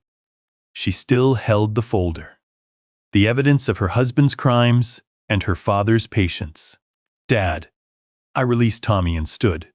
My daughter's face was wet with tears, her hands shaking, her entire understanding of the past 8 years rewriting itself in real time. "I'm sorry. I should have seen it. I should have known. The way he treated you, the way he talked about you. I should have." I crossed the distance between us and pulled her into my arms. "You survived. That's what mattered. You survived, and you protected Tommy. And you got through it. That's all anyone can do." She sobbed against my shoulder, the same shoulder she'd cried on when she was 7 and fell off her bicycle. When she was 16 and her first boyfriend broke up with her. When her mother's diagnosis came and we all pretended hope could defeat biology. What happens now? I looked over her shoulder at the dining room. The mahogany table with its wine stain and scattered plates. The candelabra still burning. The empty chair at the head where Derek had sat carving turkey and philosophizing about destruction. Now we clean up. And we start building something better. They took Derek to federal processing that night. I watched the unmarked sedan pull out of the driveway, taillights disappearing down the curved road that wound through Indian Hill's wealthiest streets. The same road he'd driven 100 times in his Mercedes, waving to neighbors who would read about his arrest in tomorrow's paper. The bail hearing came Monday morning, 4 days after they let him away in handcuffs. I didn't attend. Agent Reyes called afterward with the result I'd expected. "Denied," she said. Judge cited flight risk. The Cayman Islands accounts, the Delaware shell companies, the pattern of international financial movement. Derek's attorney argued community ties and charitable giving. The judge wasn't persuaded. I sat in the kitchen of the house that now belonged entirely to my daughter, drinking coffee from a mug I'd bought 30 years ago at a hardware store. The same mug I'd used every morning with Margaret. "He's in federal detention until trial," Reyes continued. "His attorney is already discussing plea negotiations. But Derek refused the initial conversation. He still believes his connections will save him. Do you know how much I've donated to the Fraternal Order of Police?" I could hear Derek's voice in my memory. "This is a mistake." Mitchell Crane, the criminal defense attorney Patricia hired, was a name that meant something in Cincinnati legal circles. His retainer cost $50,000, paid from accounts that would freeze within the week. I'd seen the same pattern a dozen times during my career. Criminals with resources spending everything on defense attorneys, who couldn't change the evidence, only delay the inevitable. The assistant U.S. attorney filed formal charges Wednesday. 37 counts of insurance fraud, 37 counts of wire fraud, 37 counts of arson, 3 counts of bribery. The office calculated maximum sentencing exposure at 185 years. Realistic expectation with a plea deal, Reyes told me, is 15 to 25 years federal prison. I set down my coffee and looked out the kitchen window at the grounds he'd maintained with hired landscapers and stolen money. The Tudor Revival mansion sat on 3 acres of manicured lawn, purchased with insurance proceeds from buildings where night watchmen had fled smoke and flame. Federal marshals arrived 3 days after Thanksgiving. Jennifer answered the door. 2 men in suits with badges and paperwork and expressions that suggested they'd done this many times before. Mrs. Hollis? The lead marshal was maybe 40, graying at the temples. We have a civil forfeiture order for this property, and all vehicles registered to Derek Hollis or associated corporate entities. Jennifer's hand trembled on the door frame. I stepped up beside her. I'm Nathaniel Corwin, her father. Can you explain exactly what this means? The marshal handed me the paperwork. The property was purchased with funds traced to fraudulent insurance claims. Under federal law, assets acquired through criminal proceeds are subject to forfeiture, regardless of the outcome of criminal proceedings. The Tudor Revival Mansion, the Mercedes-Benz S-Class in the garage, the restored 1967 Corvette Derek had shown off at car shows, the Range Rover Sport that Patricia drove during her visits. All of it. Jennifer sat down on the entryway bench, the same spot where Derek used to remove his shoes after golf. She didn't cry. She'd run out of tears days ago. What about the furniture? She asked. Our clothes? Tommy's things? Personal effects not purchased with fraud proceeds can remain, the marshal said. But we'll need to document everything. The process takes several days. They were professional, thorough. They photographed every room, cataloged every item, asked questions about purchase dates and payment methods that Jennifer couldn't answer because Derek had handled all the finances. I watched them work and felt something I hadn't expected. Not satisfaction. Something quieter. Completion. The Mercedes rolled out of the garage on a flatbed truck. Then the Corvette. Then the Range Rover.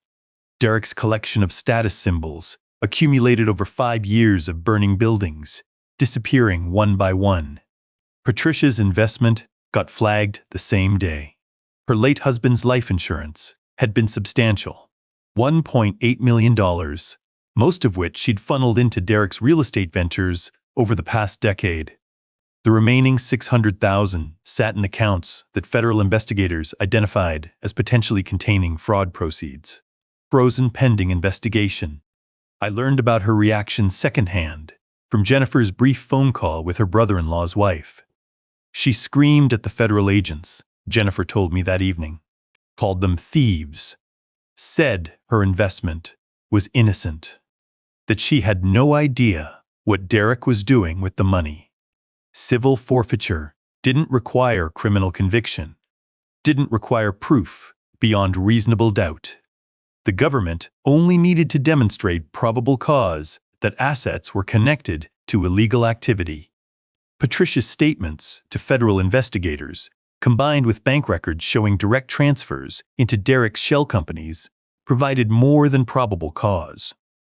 Her innocent investment had funded 37 arsons. Walter Jenkins fell the following Monday. I'd heard his name through heating vents and Tommy's whispered reports. The Cincinnati fire inspector, who knew how to make Derek's fires look accidental. The man with gambling debts that Derek had forgiven in exchange for favorable rulings.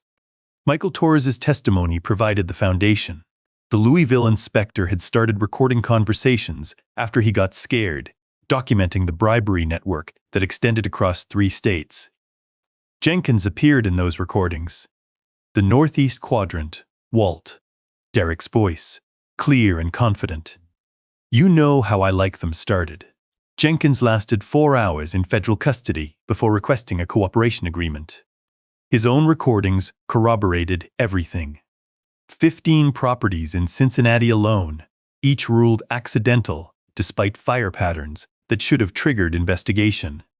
40,000 in gambling debts erased through a casino where Derek held significant accounts. Monthly payments disguised as consulting fees for a company that existed only on paper. David Park in Indianapolis went down the same day. The third inspector in Derek's network, following the same pattern of debt and bribery and willful blindness. The corruption network collapsed within a week. each participant racing to cooperate first, provide more evidence, secure better terms. The code of silence that protected criminals only worked when everyone stayed silent. The moment one person talked, everyone talked. Derek sat in federal detention and watched his empire disintegrate. Patricia visited 2 weeks after the arrest. I learned about it from Jennifer, who learned about it from Derek's attorney, who was present for the conversation. They sat on opposite sides of plexiglass. Patricia in the visitors area, Derek in prison orange. The woman who'd called me working class. The man who'd told me old men don't need second helpings. How could you be so stupid? That was all she said. Not I love you. Not we'll get through this. Not I'm sorry I didn't see what you were doing with my money. How could you be so stupid? Then she left. 3 days later, Patricia was on a flight to Florida. Her sister lived in Sarasota, a retirement community for people with money and time. Patricia showed up with 2 suitcases and a story about her son being wrongfully accused by overzealous federal prosecutors. She didn't say goodbye to Jennifer. Didn't call Tommy to explain why Grandma Patricia was leaving. Just vanished. The way people vanish when consequences become real and family becomes liability. The mother who'd whispered about nursing homes and incompetency filings. The woman who judged me for being working class while her son burned buildings for insurance money. She abandoned everything the moment the cost became personal. I wasn't surprised. I'd seen the same pattern in arson cases. The people who enabled criminals, who looked the other way, who pretended not to notice where the money came from. They were always the first to run. Jennifer started seeing clearly around the 3rd week. The shock had faded. The denial had cracked. What remained was something harder and more painful. The truth about 8 years of marriage. She sat at the kitchen table one morning, surrounded by bank statements and credit card records she'd never seen before. Derek had controlled all the finances. Household expenses came through an allowance he deposited monthly. She'd had to justify every purchase over $100. I didn't know, she said without looking up. I didn't know about any of this. I poured myself coffee and sat across from her. The same table where Derek had carved turkeys and lectured about vision. Now, just a surface covered with evidence of the life she'd been living without understanding it. He isolated me from my friends, Jennifer continued. Said they were jealous of our success. Said they'd poison me against him. I haven't talked to my college roommate in 6 years. I listened without interrupting. The way he talked to you. Her voice cracked. The things he said. And I just sat there. I didn't say anything. I let him treat my father like that, and I didn't say a single word. She looked up at me. Tears ran down her face. I'm sorry, Dad. I should have seen it. Mom would be so disappointed in me. I reached across the table and took her hand. You saw what you needed to see to survive. 35 years of investigating crimes had taught me that victims found ways to cope with what they couldn't change. Jennifer had learned not to challenge Derek because challenging Derek meant consequences. She'd built walls around the parts of her marriage she couldn't afford to examine. Now you can see everything else. She squeezed my hand. For the first time since Thanksgiving, she looked like the daughter I remembered. Strong, clear-eyed, ready to face what came next. Ohio prosecutors added their charges in the 4th week. The federal case was the primary prosecution, but state charges served as backup. Agent Reyes had forwarded my recordings to the Ohio Attorney General's office.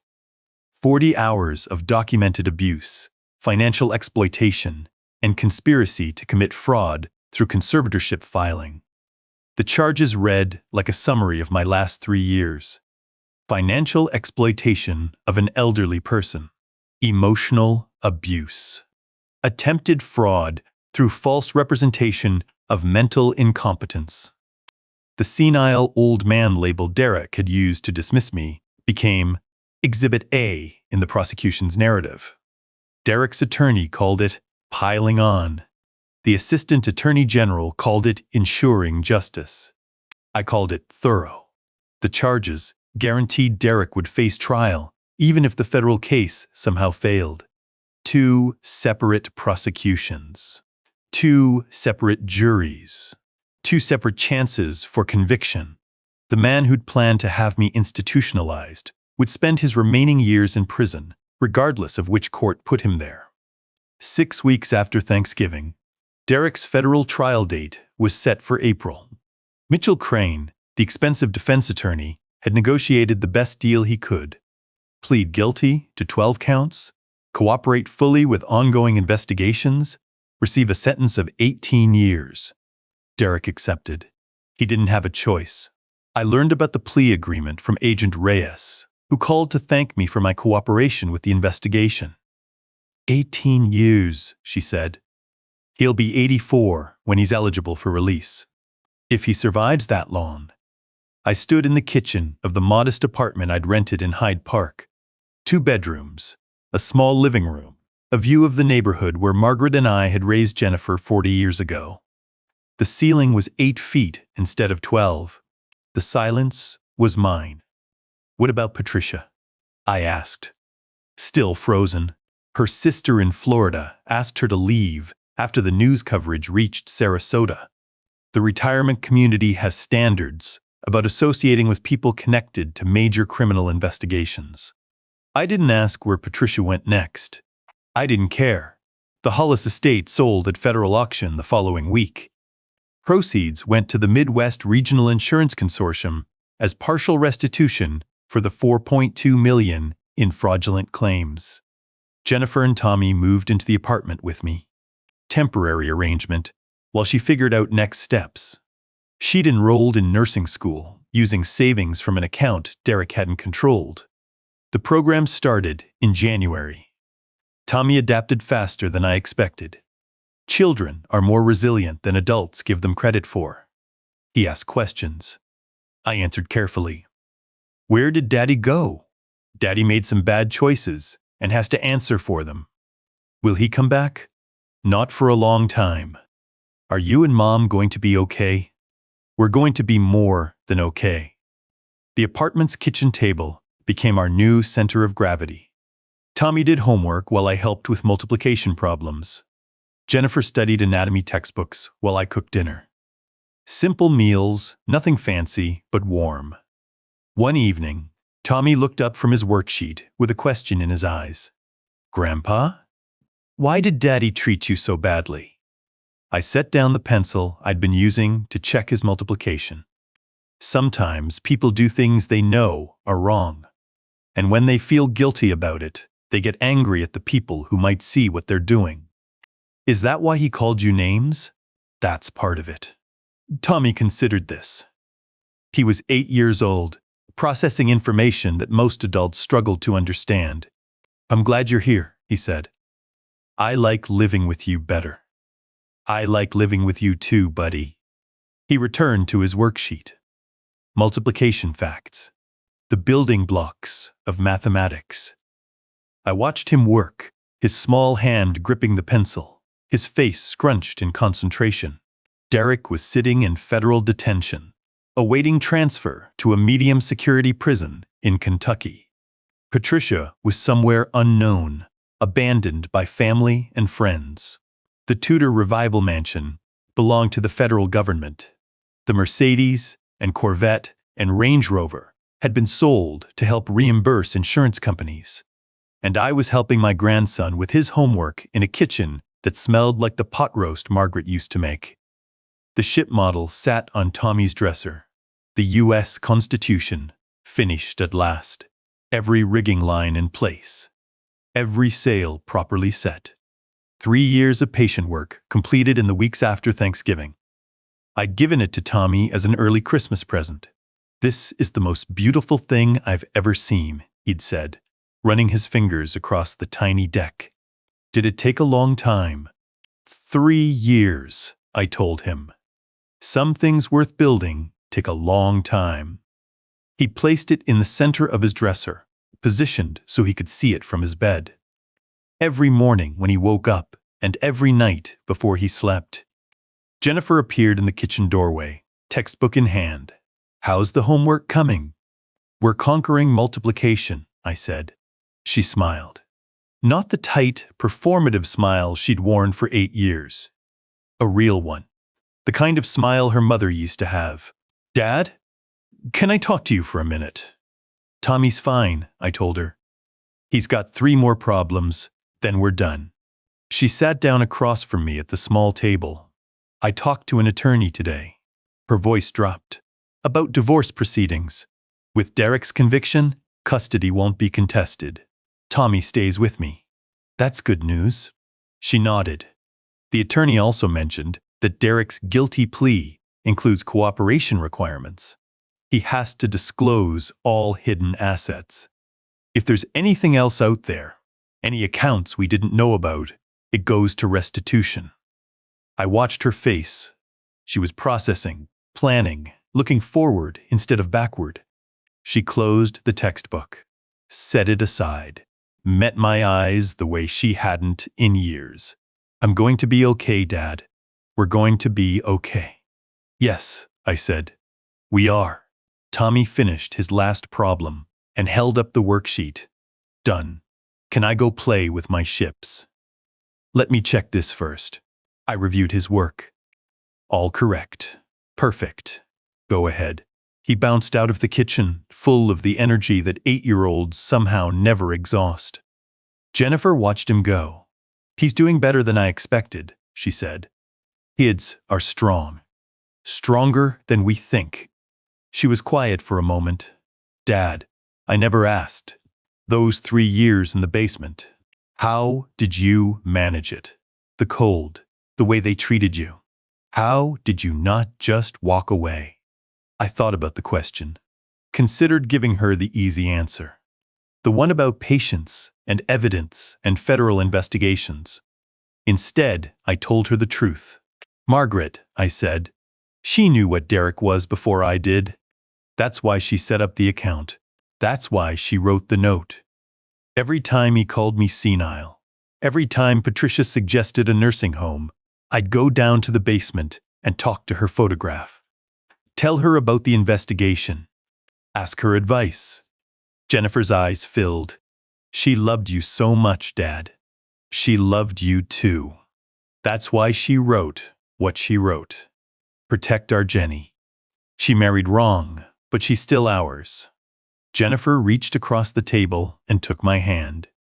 The same gesture I'd made 3 weeks ago, reversed now. Daughter holding father instead of father holding daughter. "Thank you," she said, "for everything." I squeezed her hand once, then let go. "Now get back to studying. Anatomy exam next week." She laughed, wiping her eyes, and returned to her textbook. I sat at the kitchen table in the modest apartment, listening to Tommy play in his room, and Jennifer turned pages in the living room. The smell of pot roast filled the small space. Outside the window, Hyde Park neighborhood lights flickered on as evening settled. Normal families, in normal houses, living normal lives. 6 weeks ago, I'd sat in the basement eating cold soup while my son-in-law planned to have me institutionalized.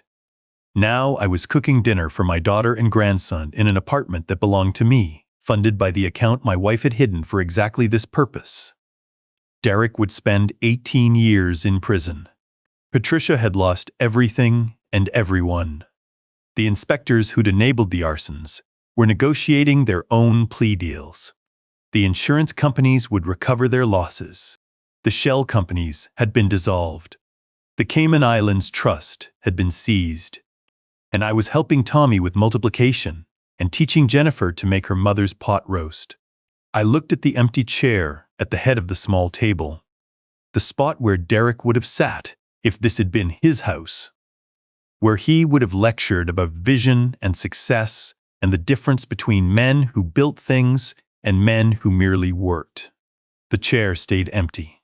I didn't need to fill it. Loving this so far? Smash like and rate my story from 1 to 10 in the comments. Thank you for being here. The bungalow found me 14 months after Thanksgiving. Craftsman style, built in 1927, the same year Margaret's parents married. 2 bedrooms, big windows that caught morning light, a front porch with room for 2 rocking chairs, garden plot in the back where someone had once grown tomatoes. I bought it with the money Margaret had saved across 37 years of teaching 4th grade. $340,000, set aside 1 paycheck at a time, transferred to my name 6 months before the cancer took her. She'd written a note. Derek can't touch it. She'd known before I did. She always knew. The house sat 3 blocks from the apartment Jennifer and Tommy had been renting since the Tudor Revival mansion went to federal auction. Close enough for Tommy to walk over after school. Far enough that Jennifer had her own space to rebuild. Tommy turned 9 in August. He'd grown 2 inches and lost another baby tooth. His face was losing the roundness of childhood, sharpening into something that would someday look like a young man. He still came to my workshop every afternoon. The US Constitution sat on his dresser now, the one I'd finished in the weeks after Thanksgiving and given him as an early Christmas present. Every rigging line threaded through brass eyelets smaller than pinheads. Every sail set at the proper angle. 3 years of work, finished at last. I'd taught him to tie a bowline in under 30 seconds. He could identify 16 different sail configurations by sight. His hands were steady, careful, the same way Margaret's had been when she graded papers at the kitchen table. Some things worth building take a long time, I'd told him when we placed the final knot. He'd run his fingers across the deck and smiled. Like catching bad guys? Like that. Jennifer enrolled in nursing school last September. The program ran 3 years. She attended classes during the day while I watched Tommy, helped with homework, taught him the names of tools and the steady work required to use them properly. The custody papers named me primary caregiver during school hours. Nathaniel Corwin, 66 years old, responsible for his grandson's education, meals, and moral development. Margaret would have found that funny. Me, responsible for moral development. The man who'd spent 3 years hiding evidence in a filing cabinet while pretending to be senile. The filing cabinet was gone now. I donated it to the FBI field office after the trial concluded. Agent Reyes told me they used my documentation as a training case study. Systematic evidence collection. Pattern recognition. The value of careful work in long-term investigations. The cold soup helped, I'd told her. 3 years of it. Derek's letters arrived monthly at Jennifer's apartment. FCI Ashland, Federal Medium Security, Kentucky. Return address stamped in blue ink. She sent them back unopened. Protecting Tommy, she'd explained. He needs to build his own life without his father trying to manipulate him from a prison cell. I didn't argue. She was right. Patricia surfaced in Arizona 8 months after the trial. Someone found her through a true crime podcast, the kind that interviewed people connected to headline cases. She'd sold her story for $15,000. The only asset the federal government couldn't seize. My son was manipulated by a vindictive old man, she'd told the podcast host. Derek was a good boy before his father-in-law poisoned everything. I didn't listen to the episode. Jennifer told me about it afterward, her voice flat. She blames you, Jennifer said. I know. Does that bother you? I'd considered the question. Patricia had enabled her son's crimes, invested her inheritance in his shell companies without asking questions, whispered about nursing homes and incompetency while I ate cold soup in a basement. Not particularly, I said. The evening sun painted the porch in orange and gold. October again. The anniversary month. Margaret's death. Derek's arrest. The fire investigation that had started everything. I settled into my rocking chair and watched the light fade. The ship's done, sweetheart. The words came easily now. Quieter. More peaceful. Tommy helped with the last knots. He has steady hands, like you did. Inside the bungalow, Jennifer laughed at something Tommy said.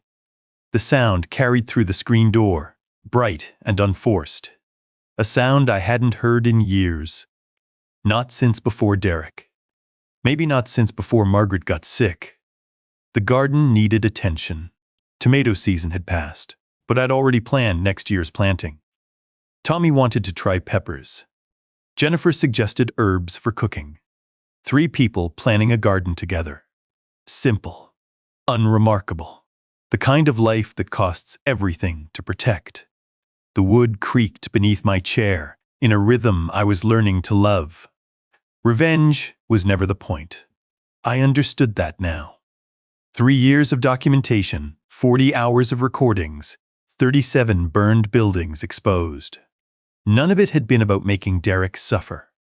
It had been about making sure Tommy and Jennifer didn't. Protection. That was always the goal. The briefcase sat empty in my closet. The burner phones had been destroyed months ago. The evidence binders existed only in federal archives and training materials.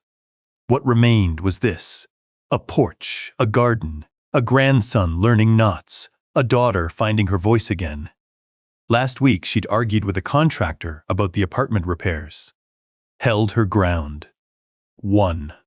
Some fires destroy. Some fires, properly investigated, light the way forward. The sun dropped below the tree line. Inside, Jennifer called Tommy to wash up for dinner. His footsteps thundered across the floor, full of 9-year-old energy. I stayed on the porch a moment longer, finally warm, finally fed, finally home.